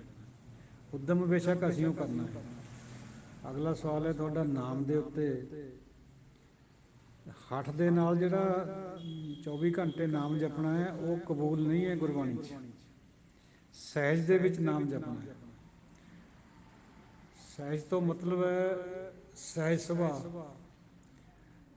ਉੱਦਮ ਕਿਸੇ ਹੱਦ ਤੱਕ ਕਰਨਾ ਹੈ, ਲੇਕਿਨ ਉਹ ਜਿਹੜਾ ਸਰੀਰ ਨੂੰ ਯਾਤਨਾਵਾਂ ਦਿੱਤੀ ਜਾਂਦੀਆਂ, ਪੁੱਠੇ ਲਟਕਣਾ, ਘੜੇ ਪਾਉਣੇ ਪਾਣੀ ਦੇ, ਮੜੀਆਂ ਵਿੱਚ ਚਲੇ ਜਾਣਾ, ਬੈਠਣਾ ਜਾ ਕੇ, ਦਿਸ ਇਜ਼ ਆਲ ਨੌਨਸੈਂਸ। ਇਹ ਨਾਮ ਨਹੀਂ ਹੈ, ਇਹ ਸੰਸਾਰੀ ਰਸਤਾ ਹੈ। ਨਾਮ ਦਾ ਮਾਰਗ ਹੈਗਾ ਸੰਗਤ ਵਿੱਚ ਜਾਣਾ, ਸੰਗਤ ਵਿੱਚੋਂ ਗੁਰਬਾਣੀ ਸ਼ਬਦ ਦੀ ਵਿਚਾਰ ਕਰਨਾ, ਸੁਣਨਾ ਅਤੇ ਸਮਝਣਾ, ਉਹਨੂੰ ਆਪਣੇ ਅੰਦਰ ਵਸਾਉਣਾ। ਫਿਰ ਅਗਰ ਸਾਡੇ ਅੰਦਰ ਪਰਮਾਤਮਾ ਗੁਰੂ ਕਿਰਪਾ ਕਰ ਦੇਵੇ ਔਰ ਸਾਨੂੰ ਨਾਮ ਦੀ ਦਾਤ ਅੰਦਰੋਂ ਪ੍ਰਾਪਤ ਹੋ ਜਾਏ। ਇੱਕ ਤਾਂ ਆਪਾਂ ਆਪਣੀ ਰਸਨਾ ਨਾਲ ਵਾਹਿਗੁਰੂ ਵਾਹਿਗੁਰੂ ਕਰਦੇ ਹਾਂ ਨਾ, ਉਹ ਤਾਂ ਸਭੇ ਕਰਦੇ ਹਾਂ, ਉਹ ਨਹੀਂ। ਨਾਮ ਦੇ ਰੱਤੇ ਵੀ ਉਹ ਹੁੰਦੇ ਆ ਜਿਹੜੇ ਅੰਦਰ ਤੋਂ, ਜਿਹਦੇ ਨਾਮ ਵਾਹਿਗੁਰੂ ਚਲਾ ਦੇਵੇ ਗੁਰੂ ਦੇ ਰਾਹੀਂ। ਉਹ ਫਿਰ ਜਿਵੇਂ ਚਸ਼ਮਾ ਫੁੱਟਦਾ ਹੈ, ਉਸ ਤਰ੍ਹਾਂ ਸਵਾਸ ਗ੍ਰਾਸ ਹਰ ਇੱਕ ਸਾਹ ਦੇ ਨਾਲ ਵਾਹਿਗੁਰੂ ਵਾਹਿਗੁਰੂ, ਰਾਮ ਰਾਮ, ਇਸ ਤਰ੍ਹਾਂ। ਤੋ ਨਾਮ ਗੁਰਬਾਣੀ ਦੇ ਵਿੱਚ ਬਹੁਤ ਵਿਆਖਿਆ ਹੈ ਨਾਮ ਦੀ, ਪਰ ਟ੍ਰੈਜਡੀ ਇਹ ਹੈ ਸਾਡੀ ਸਿੱਖਾਂ ਦੀ ਵੀ, ਦੂਜਿਆਂ ਦੀ ਤਾਂ ਹੈ ਹੀ ਉਹ ਹੈ, ਦੂਜਿਆਂ ਨੂੰ ਤਾਂ ਪਤਾ ਹੀ ਕੁਛ ਨਹੀਂ, ਉਹ ਤਾਂ ਬਲਾਈਂਡ ਹੈ। ਸਿੱਖ ਵੀ ਉਸ ਤਰ੍ਹਾਂ ਸੋਚਦੇ ਹੈ। ਇਹ ਜਿਹੜਾ ਨਾਮ ਹੈ, ਇਹ ਜਿਹੜੀ ਡੇਰੇਦਾਰੀ ਪੰਜਾਬ 'ਚ ਚੱਲ ਰਹੀ ਹੈ ਨਾ, ਇਹ ਬਿਲਕੁਲ ਭੇਡ ਚਾਲ ਹੈ। ਉਹਨਾਂ ਦੇ ਆਪਣੇ ਪੱਲੇ ਨਾਮ ਨਹੀਂ ਹੈ, ਅਤੇ ਚੇਲਿਆਂ ਨੂੰ ਕਿਆ ਨਾਮ ਦਊਂਗੇ। ਇਹ ਨਾਮ ਥੋੜ੍ਹੀ ਹੈ ਵੀ ਕਿਸੇ ਨੂੰ 4 ਸ਼ਬਦ ਦੇ ਦਿਓ ਵੀ ਉਹ ਨਾਮ ਜਪਣ ਲੱਗ ਜਾਵੇ। ਉਹ ਤਾਂ ਕੋਈ ਵੀ ਦੇ ਸਕਦਾ। ਗੁਰੂ ਦੀ ਅਵਸਥਾ ਬਹੁਤ ਉੱਚੀ ਹੁੰਦੀ ਹੈ। ਗੁਰੂ ਨੇ ਆਪਣਾ ਸਰੀਰ ਤਵੀ ਦੇ ਤੱਤੀ ਦੇ ਉੱਪਰ ਬਿਠਾ ਕੇ ਛਾਲੇ ਪਵਾ ਲਏ, ਸਰੀਰ ਛੱਡ ਦਿੱਤਾ। ਅੱਜ ਕੱਲ੍ਹ ਦੇ ਜਿਹੜੇ ਪਖੰਡੀ ਨਕਲੀ ਗੁਰੂ, ਇਹਨਾਂ ਨੂੰ ਕਹੋ ਵੀ ਇੱਕ ਚੀਚੀ ਰੱਖੀ ਜਰਾ ਕੁ ਮੋਮਬੱਤੀ ਦੇ ਉੱਪਰ, ਨਹੀਂ ਰੱਖ ਸਕਦਾ। ਸੋ ਇਹ ਪਖੰਡ ਹੈ ਸਾਰਾ ਹੀ, ਇਹ ਨਾਮ ਦੇ ਰੱਤੇ ਹੋਏ ਨਹੀਂ ਹੈ ਭਾਈ। ਨਾਮ ਦੇ ਰੱਤੀ ਵੀ ਰੂਹ ਹੋਰ ਤਰ੍ਹਾਂ ਦੀ ਹੁੰਦੀ ਹੈ। ਅਤੇ ਤੀਜਾ ਸਵਾਲ ਸੀ ਤੁਹਾਡਾ ਸ਼ਬਦ ਔਰ ਨਾਮ ਦਾ। ਇਹਨਾਂ ਦੇ ਵਿੱਚ ਭੇਦ ਵੀ ਹੈ ਅਤੇ ਦੋਨੋਂ ਇੱਕ ਵੀ ਹੈ। ਕਿਵੇਂ? ਇਹਨੂੰ ਸੰਸਕ੍ਰਿਤ ਵਿੱਚ ਭੇਦਾ ਭੇਦ ਕਿਹਾ ਜਾਂਦਾ ਹੈ। ਜਿਵੇਂ ਸੋਨਾ ਅਤੇ ਸੋਨੇ ਦੇ ਗਹਿਣੇ, ਇੱਕ ਵੀ ਹੈ, ਦੋ ਵੀ ਹੈ, ਪਰਸਨੈਲਿਟੀ ਦਾ ਅੰਤਰ ਹੈ। ਅਲੰਕਾਰ ਮਿਲ ਥੈਲੀ ਹੋਏ ਹੈ ਤਾਂ ਤੇ ਕਨਕ ਬਖਾਨੀ, ਗੁਰਬਾਣੀ 'ਚ ਜ਼ਿਕਰ ਆਉਂਦਾ ਹੈ। ਜੇ ਆਪਾਂ ਗਹਿਣਿਆਂ ਨੂੰ ਇਕੱਠੇ ਕਰਕੇ ਗਰਮ ਕਰਕੇ ਢਾਲ ਦਈਏ ਤਾਂ ਉਹ ਸੋਨਾ ਹੀ ਬਣ ਜਾਂਦਾ ਫਿਰ। ਉਹ ਸਿਰਫ ਪਰਸੈਪਸ਼ਨ ਦੀ ਗੱਲ ਹੈ ਵੀ ਗਹਿਣਾ ਹੋਰ ਤਰ੍ਹਾਂ ਨਜ਼ਰ ਆਉਂਦਾ ਸਾਨੂੰ। ਜਿਵੇਂ ਘੜੇ ਦੇ ਵਿੱਚ ਪਾਣੀ ਵਿੱਚ ਸੂਰਜ ਜਾਂ ਚੰਦਰਮਾ ਦੀ ਪਰਛਾਈ ਪੈਂਦੀ ਹੈ ਤਾਂ ਸਾਨੂੰ ਉਹ ਅਲੱਗ ਨਜ਼ਰ ਆਉਂਦਾ ਚੰਦਰਮਾ, ਹੈ ਅਸਲ 'ਚ ਉਹੀ ਹੈ ਉੱਪਰਲਾ। ਸੋ ਇਸ ਤਰੀਕੇ ਨਾਲ ਜਿਹੜਾ ਨਾਮ ਔਰ ਸ਼ਬਦ ਹੈ ਇਹ ਦੋਨੋਂ ਇੱਕ ਵੀ ਹੈ, ਅਲੱਗ ਅਲੱਗ ਵੀ ਹੈ। ਕਿਸੀ ਵਕਤ ਨਾਮ ਰੱਤੇ ਹੋਇਆਂ ਦੇ ਅੰਦਰੋਂ ਸ਼ਬਦ ਨਿਕਲਿਆ ਹੈ, ਗੁਰਬਾਣੀ ਨਿਕਲੀ ਹੈ। ਚਾਹੇ ਉਹ 35 ਮਹਾਂਪੁਰਸ਼ ਹੈ, ਜਿਹੜੇ ਕਬੀਰ ਜੀ ਹੈ, ਬਾਬਾ ਨਾਮਦੇਵ ਜੀ ਹੈ, ਗੁਰੂ ਸਾਹਿਬਾਨ ਹੈ, ਸਾਰੇ ਪਖੰਡੀਆਂ ਦੇ ਅੰਦਰ ਨਹੀਂ ਹੁੰਦਾ ਇਹ ਕੁਛ ਵੀ। ਤੋ ਭਾਈ ਸਾਹਿਬ ਜੀਓ, ਜਦੋਂ ਕਿਸੇ ਦੇ ਅੰਦਰ ਸ਼ਬਦ ਦੀ ਬਰਕਤ ਹੋ ਗਈ, ਨਾਮ ਚੱਲ ਪਿਆ, ਕਿਉਂਕਿ ਨਾਮ ਨੇ ਸ਼ਬਦ ਨੇ ਨਾਮ ਅੰਦਰ ਚਲਾਉਣਾ ਹੈ। ਗੁਰਬਾਣੀ ਵਰਤੀ ਜਗ ਅੰਤਰ, ਇਸ ਬਾਣੀ ਤੇ ਹਰ ਨਾਮ ਪਾਇੰਦਾ। ਜਦੋਂ ਨਾਮ ਪੈਦਾ ਹੋ ਗਿਆ ਗੁਰਬਾਣੀ ਦੀ ਬਖਸ਼ਿਸ਼ ਦੇ ਨਾਲ, ਗੁਰਬਾਣੀ ਦੀ ਕਿਰਪਾ ਦੇ ਨਾਲ, ਉਹ ਨਾਮ ਹੈ ਜਿਹੜਾ ਅੰਦਰੋਂ ਫੁੱਟਦਾ ਹੈ, ਉਹ ਤੇ ਸ਼ਬਦ ਦੋਹੇ ਰਤਨ ਹੈ। ਦੋਹੇ ਬਹੁਤ ਵਧੀਆ ਚੀਜ਼ਾਂ ਨੇ, ਵਸਤੂਆਂ ਨੇ। ਇਹਨਾਂ ਨੂੰ ਅਲੱਗ ਅਲੱਗ, ਜਿਵੇਂ ਸੋਨੇ ਦੇ ਗਹਿਣੇ ਤੇ ਸੋਨੇ ਵਿੱਚ ਜਿਹੜਾ ਅੰਤਰ ਹੈ ਉਹੀ ਇਹਨਾਂ ਦੇ ਵਿੱਚ ਵੀ ਹੈ। ਸੋ ਇਹ ਪਰਸੈਪਸ਼ਨ ਦਾ ਅੰਤਰ ਹੈ, ਹੋਰ ਕੋਈ ਗੱਲ ਨਹੀਂ ਹੈ। ਇਹ ਮਨ ਵਿੱਚ ਜਦ ਬੈਠੂਗੀ, ਜਦ ਪੂਰਾ ਗੁਰੂ ਨੇ ਹਉਮੈ ਦਾ ਆਭਾਸ ਕਰਾਤਾ ਅੰਦਰੋਂ, ਹਉਮੈ ਟੁੱਟ ਗਈ ਬੰਦੇ ਦੀ। ਅਦਰਵਾਈਜ਼ ਤਾਂ ਸੁਣ ਲੇਗਾ, ਸੁਣ ਕੇ ਉਹ ਗੱਲ ਥੋੜ੍ਹੀ ਬਣਦੀ ਹੈ। ਜਦੋਂ ਪ੍ਰੈਕਟੀਕਲ ਹੋਊਗਾ ਨਾ ਕਿਸੇ ਦੇ ਅੰਦਰੋਂ, ਮੈਂ ਟੁੱਟੂਗੀ, ਈਗੋ ਟੁੱਟੂਗੀ, ਉਦੋਂ ਇਹਨਾਂ ਗੱਲਾਂ ਦੀ ਸਮਝ ਆਉਂਦੀ ਹੈ। ਸੁਣ ਕੇ ਗੱਲ ਉਹ ਤਰ੍ਹਾਂ ਨਹੀਂ ਬਣਦੀ, ਠੀਕ ਹੈ, ਕੁਛ ਗਿਆਨ ਹੋ ਜਾਂਦਾ। ਸੋ ਇਸ ਤਰ੍ਹਾਂ ਦੀ ਗੱਲ ਨੂੰ ਵਿਚਾਰ। ਵਾਹਿਗੁਰੂ ਜੀ ਕਾ ਖਾਲਸਾ, ਵਾਹਿਗੁਰੂ ਜੀ ਕੀ ਫਤਿਹ। ਜੋ ਆਇਆ ਸੋ ਚੱਲ ਸੀ, ਸਭ ਕੋਈ ਆਈ ਵਾਰੀਐ। ਜਿਸਕੇ ਜੀ ਪ੍ਰਾਣ ਹੈ ਸੋ ਸਾਹਿਬ, ਕਿਉ ਮਨੋ ਵਿਸਾਰੀਐ। ਫਰੀਦਾ ਰੁੱਤ ਫਿਰੀ ਬਣ ਕੰਬਿਆ, ਪਤ ਝੜੇ ਚੜ ਪਾਹੈ। ਚਾਰੇ ਕੁੰਡਾਂ ਢੂੰਡੀਆਂ, ਰਹਿਣ ਕਿਥਾਹੂ ਨਾਹੀ। ਕਵਣ ਮੂਲ ਕਵਣ ਮਤ ਵੇਲਾ, ਤੇਰਾ ਕਵਣ ਗੁਰੂ ਜਿਸ ਕਾ ਤੂੰ ਚੇਲਾ। ਕਵਣ ਕਥਾ ਲੈ ਰਹੋ ਨਿਰਾਲੇ, ਬੋਲੇ ਨਾਨਕ ਸੁਣੋ ਤੁਮ ਬਾਲੇ। ਇਸ ਕਥਾ ਕਾ ਦੇ ਵਿਚਾਰ, ਭਵਜਲ ਸ਼ਬਦ ਲੰਘਾਵਣ ਹਾਰ। ਪਵਨ ਆਰੰਭ ਸਤਿਗੁਰ ਮਤ ਵੇਲਾ, ਸ਼ਬਦ ਗੁਰੂ ਸੁਰਤ ਤੁਨ ਚੇਲਾ।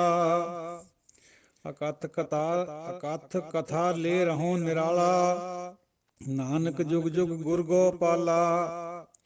ਏਕ ਸ਼ਬਦ ਜਿਤ ਕਥਾ ਵਿਚਾਰੀ, ਗੁਰਮੁਖ ਹਉਮੈ ਅਗਨ ਨਿਵਾਰੀ। ਮੈਨ ਕੇ ਦੰਤ ਕਿਉ ਖਾਈਐ ਸਾਰ, ਜਿਤ ਗਰਭ ਜਾਏ ਸੋ ਕਵਣ ਆਹਾਰ।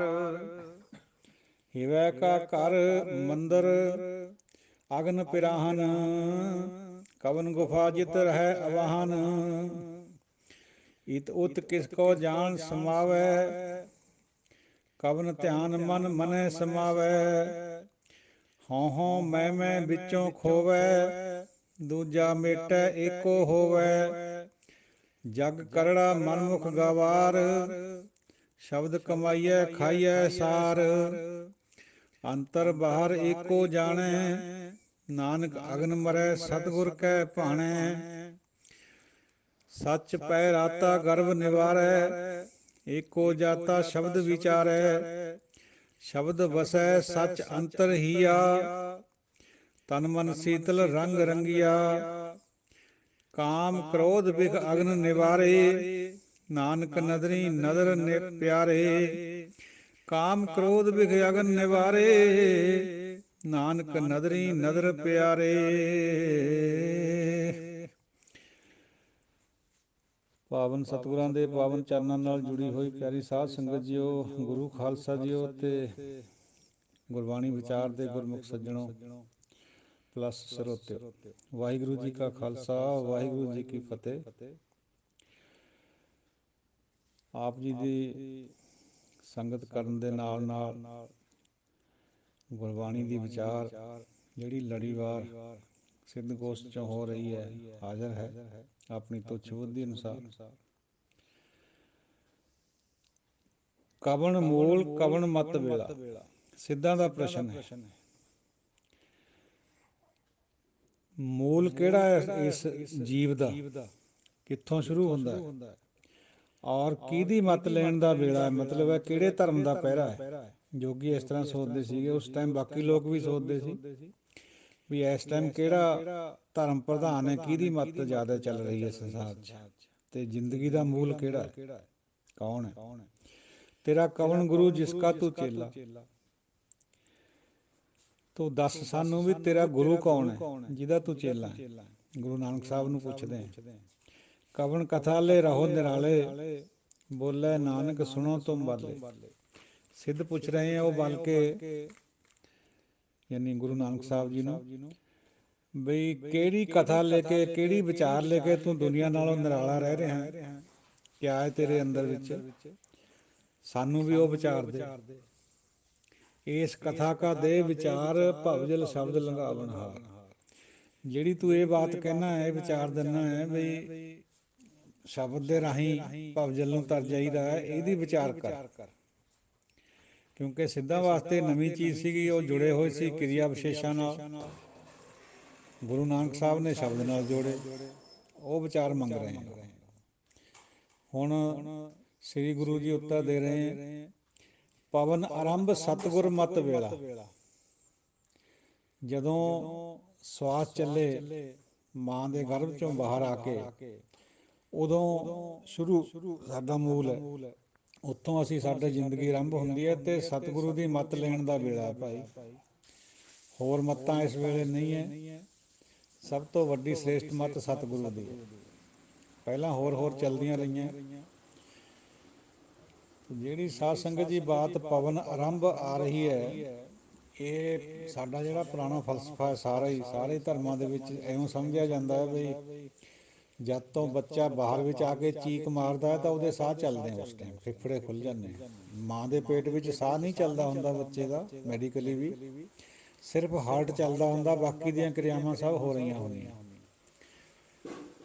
ਹੁਣ ਇਹ ਜਿਹੜੀ ਜ਼ਿੰਦਗੀ ਹੈ ਇਹ ਕਦੋਂ ਅੰਦਰ ਆਉਂਦੀ ਹੈ ਬੱਚੇ ਦੇ, ਇਹ ਵੀ ਇੱਕ ਸਵਾਲ ਹੈ। ਪੁਰਾਣਾ ਫਲਸਫਾ ਤਾਂ ਮੰਨਦਾ ਵੀ ਜਦੋਂ ਸਾਹ ਚੱਲਦਾ ਉਦੋਂ ਆਉਂਦੀ ਹੈ, ਲੇਕਿਨ ਮੈਡੀਕਲੀ ਇਹ ਬਾਤ ਹੈ ਬਈ ਜਿਹੜੇ ਕ੍ਰੋਮੋਜ਼ੋਮਸ ਮਾਂ ਵੱਲੋਂ ਇੱਕ ਆਉਂਦਾ ਅਤੇ ਇੱਕ ਆਉਂਦਾ ਪਿਤਾ ਵੱਲੋਂ, ਉਹ ਵੀ ਜਿੰਦੇ ਹੁੰਦੇ, ਉਹ ਵੀ ਧੜਕਦੇ ਹੁੰਦੇ।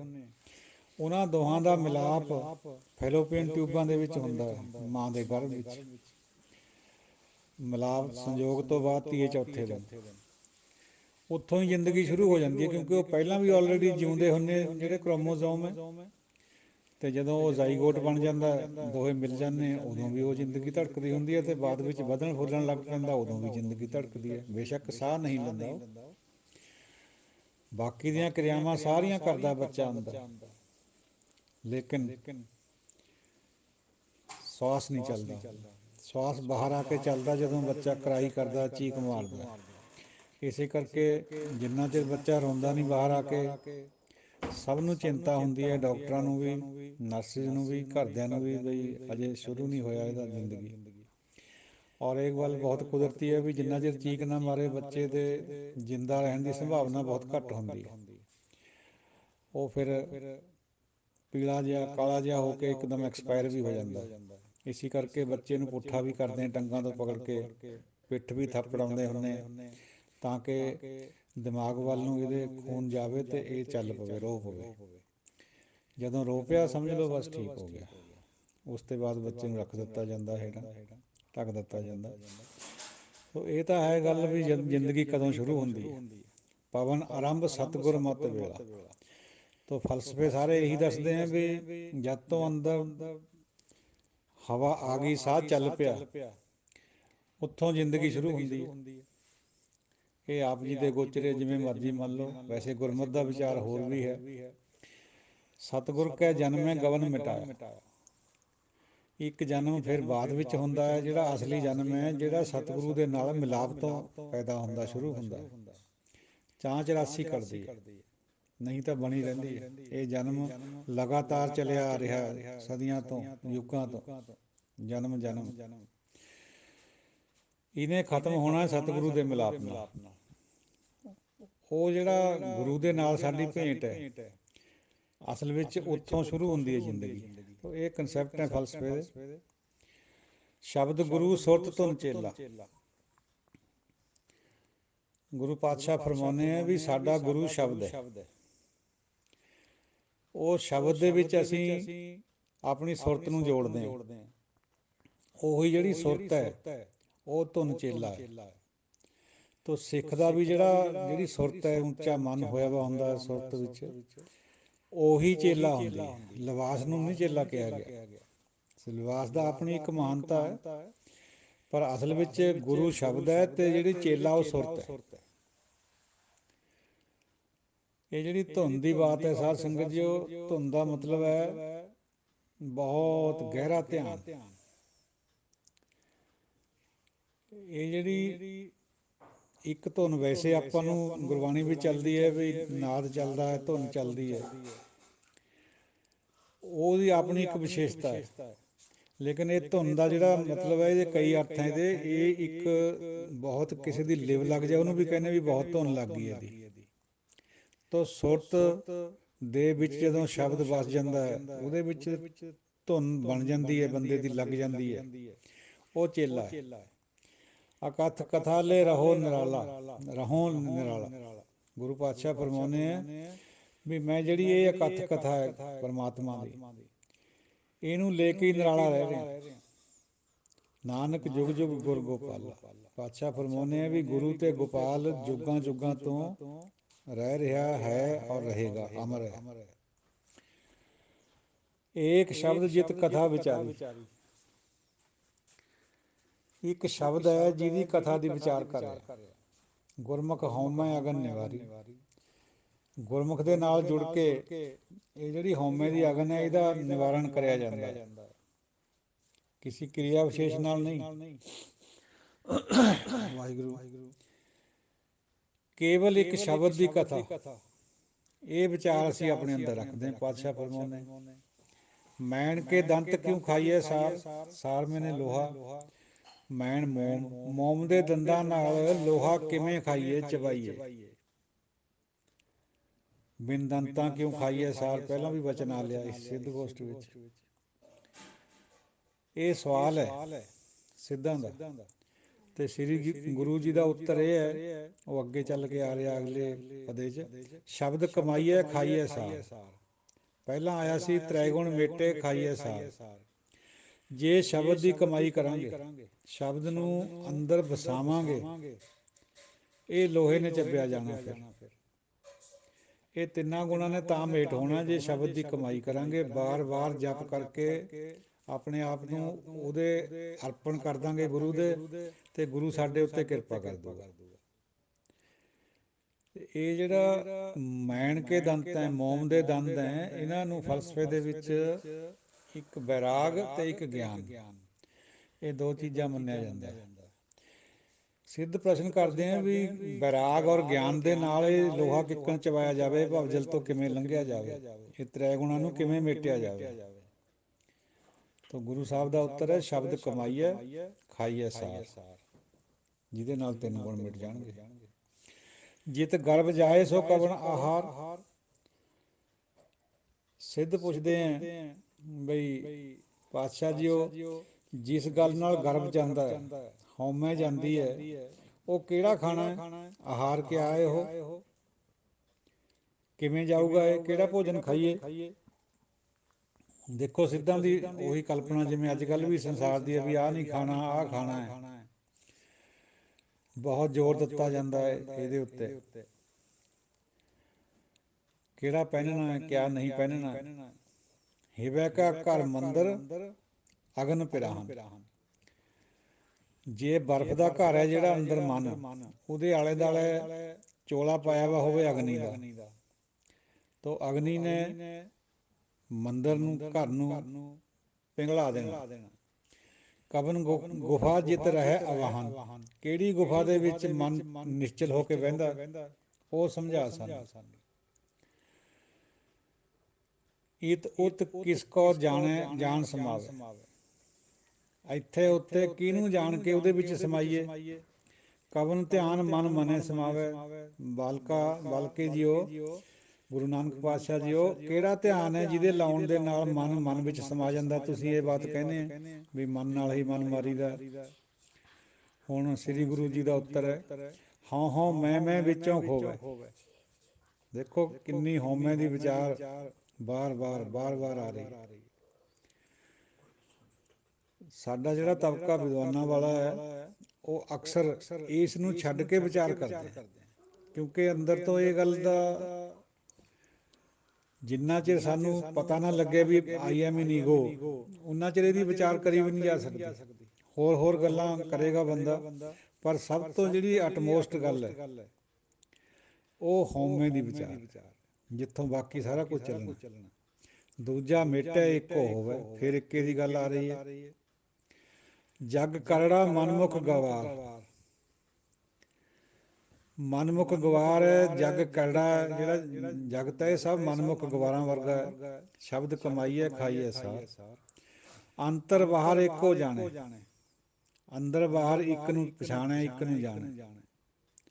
ਜਿਹਦੇ ਖਾਤਰ ਸ਼ਬਦ ਗੁਰੂ ਦਸ਼ਮੇਸ਼ ਜੀ ਨੇ ਵਰਤਿਆ ਵੀ ਕੂੜ ਕਿਰਿਆ ਉਰਜੋ ਸਭ ਹੀ ਜਗ ਸ੍ਰੀ ਭਗਵਾਨ ਕੋ ਭੇਦ ਨਾ ਪਾਇਓ। ਇੱਕ ਨੂੰ ਜਾਣਨਾ। ਨਾਨਕ ਅਗਨ ਮਰੈ ਸਤਿਗੁਰ ਕੈ ਭਾਣੈ। ਇਹ ਜਿਹੜੀ ਹਉਮੈ ਵਾਲੀ ਅਗਨ ਹੈ, ਸੱਪ ਹੈ, ਹਉਮੈ ਦਾ ਬਿਖ ਭਰਿਆ ਵਿਸ਼ੈਲਾ ਵਿਸੀਰ, ਇਹ ਸਤਿਗੁਰੂ ਦੇ ਭਾਣੇ ਵਿੱਚ ਮਰਦਾ ਹੈ। ਹੁਕਮ 'ਚ ਦੀ ਗੱਲ ਨਹੀਂ ਆ ਰਹੀ, ਭਾਣੇ ਦੀ ਗੱਲ ਆ ਰਹੀ ਹੈ। ਹੁਕਮ ਵਿੱਚ ਤਾਂ ਜੋ ਹੈ ਉਹਨੇ ਪਾ ਦਿੱਤਾ ਹੋਇਆ। ਇਹ ਜਿਹੜੀ ਹਉਮੈ ਅਗਨ ਹੈ ਇਹ ਹੁਕਮ ਵਿੱਚ ਪਈ ਹੋਈ ਹੈ। ਜੇ ਉਹਨੂੰ ਭਾ ਜਾਵੇ ਬੰਦਾ, ਉਹਦਾ ਬਣ ਜਾਵੇ, ਸਮਰਪਿਤ ਹੋ ਜਾਵੇ, ਉਹ ਆਪਣੇ ਭਾਣੇ ਵਿੱਚ ਉਹਨੂੰ ਅਗਨ ਨੂੰ ਮਾਰ ਕੇ ਆਪਣੇ ਨਾਲ ਵੀ ਜੋੜ ਲੈਂਦਾ, 84 ਵੀ ਕਟਾ ਦਿੰਦਾ। ਸੱਚ ਭੈ ਰਾਤਾ ਗਰਭ ਨਿਵਾਰੈ। ਸੱਚੇ ਦੇ ਭੈ ਵਿੱਚ ਰੰਗਿਆ ਹੋਇਆਂ ਦਾ ਗਰਭ ਨਿਬੜ ਜਾਂਦਾ, ਗਰਭ ਖਤਮ ਹੋ ਜਾਂਦਾ। ਨਿਰਮਲ ਭਉ ਵਿੱਚ ਏਕੋ ਜਾਤਾ ਸ਼ਬਦ ਵਿਚਾਰੈ। ਸ਼ਬਦ ਦੀ ਵਿਚਾਰ ਕਰਕੇ ਕੇਵਲ ਇੱਕ ਨੂੰ ਜਾਣਦਾ ਹੈ। ਸ਼ਬਦ ਵਸੈ ਸੱਚ ਅੰਤਰ ਹੀਆ। ਜੇ ਸ਼ਬਦ ਅੰਦਰ ਵਸ ਗਿਆ ਤਾਂ ਅੰਦਰ ਸੱਚੇ ਨੇ ਵਸ ਜਾਣਾ, ਕਿਉਂਕਿ ਸ਼ਬਦ ਦੇ ਨਾਲ ਹੀ ਸੱਚੇ ਦਾ ਵਾਸ ਹੈ, ਅਦਰਵਾਈਜ਼ ਨਹੀਂ ਹੈ। ਕਿਸੇ ਕਰਮ ਵਿਸ਼ੇਸ਼, ਕਿਸੇ ਕਿਰਿਆ ਵਿਸ਼ੇਸ਼ ਨਾਲ ਉਹਦਾ ਕੋਈ ਤਾਲੁਕ ਨਹੀਂ ਹੈ। ਉਹ ਸਰੀਰਕ ਪ੍ਰਕਿਰਿਆਵਾਂ ਹੈ।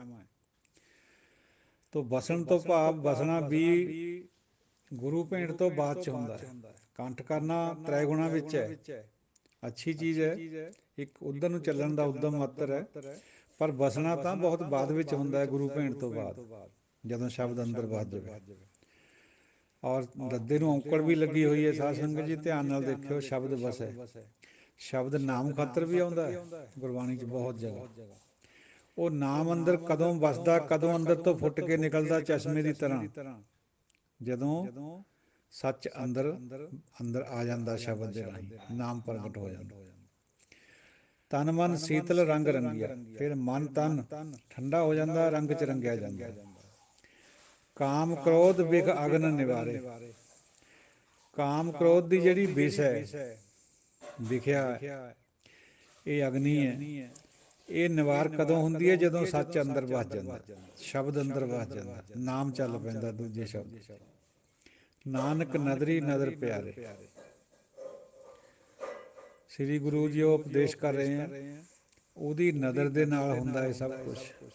ਨਦਰ ਤੋਂ ਬਿਨਾਂ ਗੁਰੂ ਵੀ ਨਹੀਂ ਮਿਲਦਾ ਬੰਦੇ ਨੂੰ, ਸੰਗਤ ਵੀ ਨਹੀਂ ਮਿਲਦੀ। ਕਰ ਸਕਦਾ ਹੈ, ਗੁਰੂ ਕੋਲ ਜਾ ਸਕਦਾ ਹੈ ਨਦਰ ਤੋਂ ਬਿਨਾਂ। ਵੈਸੇ ਤਾਂ ਇਹ ਵੀ ਪੁਰਾਣੇ ਸੰਸਕਾਰਾਂ 'ਤੇ ਡਿਪੈਂਡ ਕਰਦੀ ਹੈ ਗੱਲ, ਲੇਕਿਨ ਮਿਲਾਪ ਤਾਂ ਕੇਵਲ ਔਰ ਕੇਵਲ ਬਖਸ਼ਿਸ਼ 'ਤੇ ਖੜ੍ਹਾ ਹੈ। ਕੋਲ ਜਾਣ ਨੂੰ ਮਿਲਾਪ ਨਹੀਂ ਕਹਿੰਦੇ, ਭਾਵੇਂ ਕੋਲ ਵੀ ਬੈਠਾ ਰਹੇ ਬੰਦਾ ਤਾਂ ਵੀ ਮਿਲਾਪ ਨਹੀਂ ਹੁੰਦਾ। ਇੱਕ ਕਥਾ ਆਉਂਦੀ ਹੈ, ਜਿਹੜੀ ਆਪਾਂ ਸ਼ਾਮ ਨੂੰ ਬਾਣੀ ਦੇ ਆਮ ਗੁਰਦੁਆਰੇ ਸਾਹਿਬਾਨਾਂ 'ਚ ਅਰਥ ਕਰਦੇ ਹਾਂ। ਭਾਈ ਸੰਤੋਖ ਸਿੰਘ ਜੀ ਦਾ ਟੀਕਾ, ਜਿਹੜਾ ਗ੍ਰੰਥ ਲਿਖਿਆ ਹੋਇਆ, ਉਹਦੇ 'ਚ ਇਹ ਜ਼ਿਕਰ ਆਉਂਦਾ ਹੈ ਗੁਰਪ੍ਰਤਾਪ ਸੂਰੀਏ 'ਚ, ਬਈ ਜੇ ਗੜਬੀ ਪਾਣੀ ਦੀ ਭਰ ਕੇ ਦਰਿਆ ਵਿੱਚੋਂ ਉਹਨੂੰ ਉਸੇ ਤਰੀਕੇ ਨਾਲ ਪਕੜ ਕੇ ਹੇਠਾਂ ਪਾਣੀ ਦੇ ਵਿੱਚ ਪਾ ਦਿੱਤਾ ਜਾਵੇ ਤਾਂ ਪਾਣੀ ਹੇਠ ਵੀ ਹੈ, ਵੱਖਾਂ 'ਤੇ ਵੀ ਹੈ, ਉੱਪਰ ਵੀ ਹੈ, ਪਰ ਦੈਟ ਇਜ਼ ਨਾਟ ਕਾਲਡ ਮਿਲਾਪ। ਉਹ ਮਿਲਾਪ ਨਹੀਂ ਹੈ। ਅੰਟਲ ਐਂਡ ਅਨਲੈਸ ਜਦੋਂ ਅਸੀਂ ਉਹ ਗੜਬੀ ਨੂੰ ਚੱਕ ਕੇ ਵਿੱਚ ਨਹੀਂ ਨਾ ਪਾਣੀ ਦੇ ਪਾਵਾਂਗੇ, ਉਲਟਾਵਾਂਗੇ, ਉਹ ਮਿਲਾਪ ਹੈ। ਫਿਰ ਉਹਨਾਂ ਚਿਰ ਮਿਲਾਪ ਨਹੀਂ ਹੁੰਦਾ। ਤਾਂ ਉਹੀ ਗੱਲ, ਗੁਰੂ ਦੇ ਕੋਲ ਜਾ ਕੇ ਬੈਠਣ ਭਾਵੇਂ 100 ਵਾਰ ਜਾਈ ਜਾਓ, ਆਈ ਜਾਓ, ਗੇੜਾ ਮਾਰੀ ਜਾਓ, ਨਹੀਂ ਮਿਲਾਪ ਹੁੰਦਾ ਹੈ। ਇਹ ਗੁਰਬਾਣੀ ਹੀ ਫਰਮਾਉਂਦੀ ਹੈ ਇਸ ਬਾਤ ਨੂੰ। ਉਹਦਾ ਭਾਵ ਇਹ ਹੈ ਵੀ ਮਿਲਣਾ ਉਦੋਂ ਹੋਣਾ ਜਦੋਂ ਵੇਵਲੈਂਥ ਇੱਕ ਬਣੂਗੀ। ਉਹਦਾ ਭਾਵ ਇਹ ਹੈ ਵੀ ਜਦੋਂ ਹਉਮੈ ਟੁੱਟੂਗੀ। ਗੁਰੂ ਸੰਤ ਵਿੱਚ ਹਉਮੈ ਨਹੀਂ ਹੁੰਦੀ ਲੇਸ ਮਾਤਰ ਵੀ। ਉਸ ਅਵਸਥਾ ਵਿੱਚ ਜਦੋਂ ਬੰਦਾ ਆਊਗਾ ਉਦੋਂ ਮਿਲਾਪ ਹੁੰਦਾ। ਤਾਂ ਇਹ ਆਪਣੇ ਵੱਸ ਦੀ ਗੱਲ ਨਹੀਂ ਹੈ। ਜਿਵੇਂ ਕੱਲ੍ਹ ਭਾਈ ਦਲਜੀਤ ਸਿੰਘ ਜੀ ਨੇ ਵੀ ਪੁੱਛੀ ਸੀ ਇਹ ਬਾਤ, ਜਾਂ ਸ਼ਾਇਦ ਕਿਸੇ ਹੋਰ ਭਰਾ ਨੇ ਪੁੱਛੀ ਸੀ ਬਈ ਨਾਮ ਕਿਵੇਂ ਚੱਲਦਾ ਹੈ, ਅਸੀਂ ਆਪਣੇ ਆਪ ਨੂੰ ਨਾਮੀ ਸਮਝ ਸਕਦੇ ਹਾਂ, ਨਹੀਂ ਸਮਝ ਸਕਦੇ, ਸ਼ਬਦ ਔਰ ਨਾਮ 'ਚ ਕਿਆ ਅੰਤਰ ਹੈ, ਐਸੀਆਂ ਕੁਛ ਬਾਤਾਂ ਹੋਈਆਂ। ਤਾਂ ਇਹ ਜਿਹੜਾ ਮਿਲਾਪ ਹੈ ਸਾਧ ਸੰਗਤ ਜੀਓ, ਵਿਦਵਾਨ ਸੱਜਣੋ, ਤੁਹਾਨੂੰ ਤਾਂ ਸਮਝ ਹੈ ਇਸ ਗੱਲ ਦੀ ਬਈ ਬਿਲਕੁਲ ਹਉਮੈ ਟੁੱਟੇ ਤੋਂ ਹਉਮੈ ਬੂਝੈ ਤਾਂ ਦਰ ਸੂਝੈ, ਤਾਂ ਇਹ ਹੁੰਦਾ, ਅਦਰਵਾਈਜ਼ ਇਹ ਮਿਲਾਪ ਨਹੀਂ ਹੁੰਦਾ।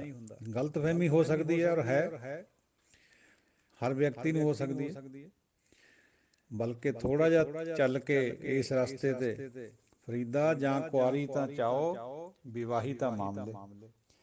ਜਦੋਂ ਬੀਬੀ ਘਰ 'ਚ ਹੁੰਦੀ ਹੈ, ਉਹਨੂੰ ਪਤਾ ਲੱਗਦਾ ਵੀ ਮੇਰਾ ਘਰ ਵਾਲਾ ਐਸਾ ਐਸਾ ਹੈ, ਉਹਦੀਆਂ ਗੱਲਾਂ ਕਰਕੇ ਬਹੁਤ ਖੁਸ਼ ਹੁੰਦੀ ਹੈ ਵੀ ਮੈਂ ਉੱਥੇ ਜਾਊਂਗੀ, ਮੇਰਾ ਇਸ ਤਰ੍ਹਾਂ ਜੀਵਨ ਚੱਲੇਗਾ। ਲੇਕਿਨ ਜਦੋਂ ਵਿਆਹ ਹੋ ਜਾਂਦਾ ਤਾਂ ਮਾਮਲੇ ਹੀ ਮਾਮਲੇ ਪੈ ਜਾਂਦੇ ਗੱਲ 'ਚ। ਜੋ ਸੋਚਿਆ ਹੁੰਦਾ ਉਸ ਤਰ੍ਹਾਂ ਨਹੀਂ ਹੁੰਦਾ। ਇਹਦਾ ਭਾਵ ਇਹ ਹੈ ਜਾਂ ਕੁਆਰੀ ਤਾਂ ਚਾਓ, ਵਿਵਾਹੀ ਤਾਂ ਮਾਮਲੇ। ਫਰੀਦਾ ਇਹੋ ਪਛੋਤਾਓ, ਵੱਤ ਕੁਆਰੀ ਨਾ ਥੀ। ਜਦੋਂ ਕੋਈ ਧਰਮ ਦੇ ਵਿੱਚ ਪ੍ਰਵੇਸ਼ ਕਰਦਾ ਹੈ ਬਾਹਰਲੇ 'ਚ, ਜਿਹਨੂੰ ਆਪਾਂ ਪ੍ਰਵਿਰਤੀ ਕਰਮ ਕਹਿੰਦੇ ਹਾਂ, ਐਂ ਲੱਗਦਾ ਹੁੰਦਾ ਵੀ ਬਸ ਆਹ ਗੱਲ ਸਮਝ ਆ ਗਈ, ਏਕਣ ਹੋ ਜਾਣਾ ਸਾਰਾ ਹੀ। ਨਹੀਂ ਹੁੰਦਾ ਉਸ ਤਰ੍ਹਾਂ। ਸਗੋਂ ਇੰਨਾ ਇੰਤਸ਼ਾਰ ਧਰਮ 'ਚ ਨਜ਼ਰ ਆਉਂਦਾ, ਮੁਸਲਮਾਨਾਂ 'ਚ ਵੀ, ਸਿੱਖਾਂ 'ਚ ਵੀ, ਸਭ ਜਗ੍ਹਾ, ਹਿੰਦੂਆਂ 'ਚ ਵੀ। ਕਿੰਨੇ ਫਿਰਕੇ ਹੈ, ਕਿੰਨੀਆਂ ਅਲੱਗ ਅਲੱਗ ਸੋਚਾਂ, ਕਿੰਨੇ ਅਲੱਗ ਅਲੱਗ ਪਹਿਰਾਵੇ ਹੈ, ਸਾਰਾ ਕੁਛ, ਮਰਿਆਦਾਵਾਂ ਵੀ ਅਲੱਗ ਅਲੱਗ। ਫੇਰ ਪਤਾ ਲੱਗਦਾ ਵੀ ਬੱਲੇ ਬੱਲੇ ਇੰਨੇ ਮਾਮਲੇ ਇਸ ਮਾਮਲੇ 'ਚ। ਉਹ ਉਦੋਂ ਨਿਬੜਨਗੇ ਜਦੋਂ ਏਕੇ ਪਰ ਟੇਕ ਆ ਗਈ, ਅਦਰਵਾਈਜ਼ ਉਹ ਨਿਬੜਦੇ ਨਹੀਂ, ਸਗੋਂ ਹੋਰ ਵੱਧ ਜਾਂਦੇ ਮਨ 'ਚ। ਬੰਦਾ ਇੱਕ ਕਿਸੇ ਖਾਸ ਗਰੁੱਪ ਨਾਲ ਜੁੜ ਜਾਂਦਾ ਹੈ। ਸਿੱਖੀ ਦੇ ਵਿੱਚ ਵੀ ਇਸ ਤਰ੍ਹਾਂ ਹੀ ਹੋਇਆ। ਇਹ ਉਦੋਂ ਟੁੱਟੂਗਾ ਜਦੋਂ ਏਕੇ ਨਾਲ ਜੁੜ ਗਿਆ, ਫਿਰ ਸਮਝ ਆ ਜਾਣੀ ਵੀ ਸਭ ਉਸੇ ਦਾ ਰੂਪ ਹੈ। ਵਿਅਕਤੀ ਅਲੱਗ ਅਲੱਗ ਹੈ, ਬੰਦੇ ਅਲੱਗ ਅਲੱਗ ਹੈ, ਜੀਵ ਅਲੱਗ ਅਲੱਗ ਹੈ, ਪਰ ਜੋਤ ਇੱਕੋ ਹੀ ਹੈ। ਚਲੋ ਰਹੋ ਵਿਚਾਰ, ਔਰ ਦਿਓ ਆਗਿਆ। ਕੋਈ ਅਪਸ਼ਬਦ ਦੀ ਖਿਮਾ ਦਿਓ ਅਸੀਸਾਂ। ਵਾਹਿਗੁਰੂ ਜੀ ਕਾ ਖਾਲਸਾ, ਵਾਹਿਗੁਰੂ ਜੀ ਕੀ ਫਤਿਹ। ਹਾਂਜੀ ਸਾਧ ਸੰਗਤ ਜੀਓ, ਇੱਕ ਜਿਹੜਾ ਦਾਸਰੀ ਨੇ ਸ਼ਬਦ ਬੋਲਿਆ ਉਹਦੀ ਥੋੜ੍ਹੀ ਜਿਹੀ ਸੁਧਾਈ ਕਰਿਓ। ਜੋ ਆਇਆ ਸੋ ਚਲਸੀ, ਸਭ ਕੋਈ ਆਈ ਵਾਰੀਐ, ਜਿਸਕੇ ਜੀ ਪ੍ਰਾਣ ਹੈ, ਕਿਉਂ ਸਾਹਿਬ ਮਨੋ ਵਿਸਾਰੀਐ। ਬਸ ਇਹੀ ਤਾਂ ਮਨੁੱਖੀ ਭੁੱਲ ਹੈ, ਹੋ ਜਾਂਦੀ ਹੈ। ਆਸ਼ਾ ਤਾਂ ਨਹੀਂ ਗੜਬੜ ਹੁੰਦਾ, ਪਰ ਜਿਹੜੀ ਟੈਕਨੀਕਲਿਟੀ ਆ ਉਹ ਤਾਂ ਫਿਰ ਹੈ ਹੀ ਉਹ ਹੈ। ਸ਼ਬਦ ਅੱਗੇ ਪਿੱਛਾ ਵੀ ਹੋ ਜਾਂਦਾ ਮਨੁੱਖ ਜੋ ਹੋਇਆ। ਵਾਹਿਗੁਰੂ ਜੀ ਕਾ ਖਾਲਸਾ, ਵਾਹਿਗੁਰੂ ਜੀ ਕੀ ਫਤਿਹ। ਸਾਧ ਸੰਗਤ ਜੀਓ, ਇਹ ਜਿਹੜਾ ਪਦਾ ਹੈ ਨਾ, ਹਿਵੈ ਕਾ ਘਰ ਮੰਦਰ ਅਗਨ ਪਿਰਾਹਨ, ਕਵਨ ਗੁਫਾ ਜਿਤ ਰਹਿ ਵਾਹਨ। ਜੋਗੀ ਇਹ ਸਵਾਲ ਕਰਦੇ ਹੈ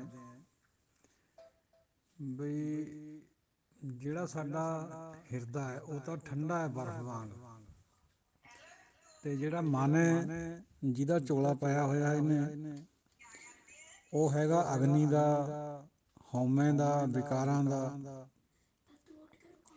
ਉਹ ਫਿਰ ਕਿਵੇਂ ਬਚ ਜੂਗਾ। ਵਿਕਾਰਾਂ ਦਾ ਜੇ ਚੋਲਾ ਪਾਇਆ ਵਾ ਹੋਵੇ, ਅਗਨੀ ਦਾ ਚੋਲਾ ਪਾਇਆ, ਬਰਫ ਜਿਹੜਾ ਬਰਫ ਵਾਂਗ ਠੰਡਾ ਆਪਣਾ ਹਿਰਦਾ ਹੈ, ਉਹ ਕਿਵੇਂ ਬਚੇ, ਕਿਹੜੀ ਗੁਫਾ ਵਿੱਚ ਜਾ ਕੇ ਉਹ ਬਚੂਗਾ। ਉਹਦਾ ਜਵਾਬ ਪਾਤਸ਼ਾਹ ਨੇ ਇਹ ਦਿੱਤਾ ਬਈ ਜਿਹੜਾ ਮਨ ਤਪਦਾ ਹੈ, ਜੇ ਸ਼ਬਦ ਉਹਦੇ 'ਚ ਵਸ ਜਾਵੇ, ਫਿਰ ਉਹਨੇ ਸਹੀ ਹੋ ਜਾਣਾ, ਉਹਦੀ ਵੇਵਲੈਂਥ ਹਿਰਦੇ ਵਰਗੀ ਹੋ ਜਾਏਗੀ, ਉਹਦੇ ਵਿੱਚ ਜਾ ਕੇ ਸਮਾ ਜੂਗਾ। ਰਵੀ ਘਰ ਸਸੀ ਘਰ ਸੂਰਜ ਵਸੈ, ਮਿਟੈ ਅੰਧਿਆਰਾ। ਸਸ ਘਰ ਸੂਰ ਵਸੈ ਮਿਟੈ ਅੰਧਿਆਰਾ। ਸੂਰਜ ਚੰਦਰਮਾ ਦੇ ਘਰ 'ਚ ਆ ਕੇ ਵੱਸ ਜੂਗਾ, ਯਾਨੀ ਜਿਹੜਾ ਮਨ ਹੈ ਉਹ ਹਿਰਦੇ ਵਿੱਚ ਜਾ ਵੜੂਗਾ। ਇਹ ਸਿੱਧਾਂ ਦੀਆਂ ਬੋਲੀਆਂ, ਸਿੱਧਾਂ ਦੇ ਬਹੁਤ ਬੜਾ ਉਹ ਵੀ ਆਪਣੇ ਆਪ 'ਚ ਬਹੁਤ ਬੜੇ ਗਿਆਨੀ ਸੀਗੇ। ਫਲਸਫਾ ਉਹਨਾਂ ਦੇ ਕੋਲ ਸੀਗਾ। ਗੁਰੂ ਮਹਾਰਾਜ ਨੂੰ ਬਹੁਤ ਉਲਝਾਉਣ ਦੀ ਕੋਸ਼ਿਸ਼ ਕਰੀ ਉਹਨਾਂ ਨੇ, ਪਰ ਗੁਰੂ ਮਹਾਰਾਜ ਸ਼ਬਦ ਦੀ ਬਰਕਤ ਦੇ ਨਾਲ, ਸਾਰੀਆਂ ਗੱਲਾਂ ਨਾਲ ਉਹਨਾਂ ਨੂੰ ਨਿਰੁੱਤਰ ਕਰਦੇ ਰਹੇ। ਤਾਂ ਹੀ ਫਿਰ ਬਾਅਦ ਵਿੱਚ ਜਾ ਕੇ ਉਹਨਾਂ ਨੇ ਇਹ ਬਾਤ ਕਹੀ ਬਈ ਧੰਨ ਨਾਨਕ ਤੇਰੀ ਵੱਡੀ ਕਮਾਈ। ਸਾਧ ਸੰਗਤ ਜੀ, ਇਹ ਜਿਹੜੀਆਂ ਬਾਤਾਂ ਹੈ ਨਾ, ਜਿਵੇਂ ਹੁਣ ਬਰਫ਼ ਦਾ ਘਰ, ਅਗਨੀ ਦਾ ਝੋਲਾ, ਚੰਦਰਮਾ ਔਰ ਸੂਰਜ ਦੀ ਵਿਚਾਰ, ਵੀ ਇਹ ਕਿਵੇਂ ਜਿਹੜਾ ਸੂਰਜ ਹੈ ਚੰਦਰਮਾ ਦੇ ਘਰ 'ਚ ਆ ਸਕਦਾ। ਇਹ ਸਿੱਧਾਂ ਦੇ ਕੁਐਸਚਨ ਹੈ, ਇਹ ਉਹਨਾਂ ਨੂੰ ਉਸੇ ਲਾਈਟ ਵਿੱਚ ਲੈਣਾ ਪੈਣਾ ਸਾਨੂੰ। ਬਹੁਤ ਡੂੰਘਾ ਫਲਸਫਾ ਹੈ ਉਹਨਾਂ ਦਾ, ਸਿੱਧਾਂ ਦਾ, ਇਹ ਯੋਗੀਆਂ ਦਾ।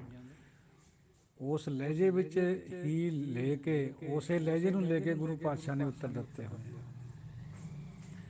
ਜੋਗੀ ਹੋਰ ਚੀਜ਼ ਸਮਝ ਰਹੇ ਹੁੰਦੇ ਅਤੇ ਗੁਰੂ ਨਾਨਕ ਪਾਤਸ਼ਾਹ ਉਹਨੂੰ ਹੋਰ ਕੁਛ ਕਹਿ ਰਹੇ ਹੁੰਦੇ।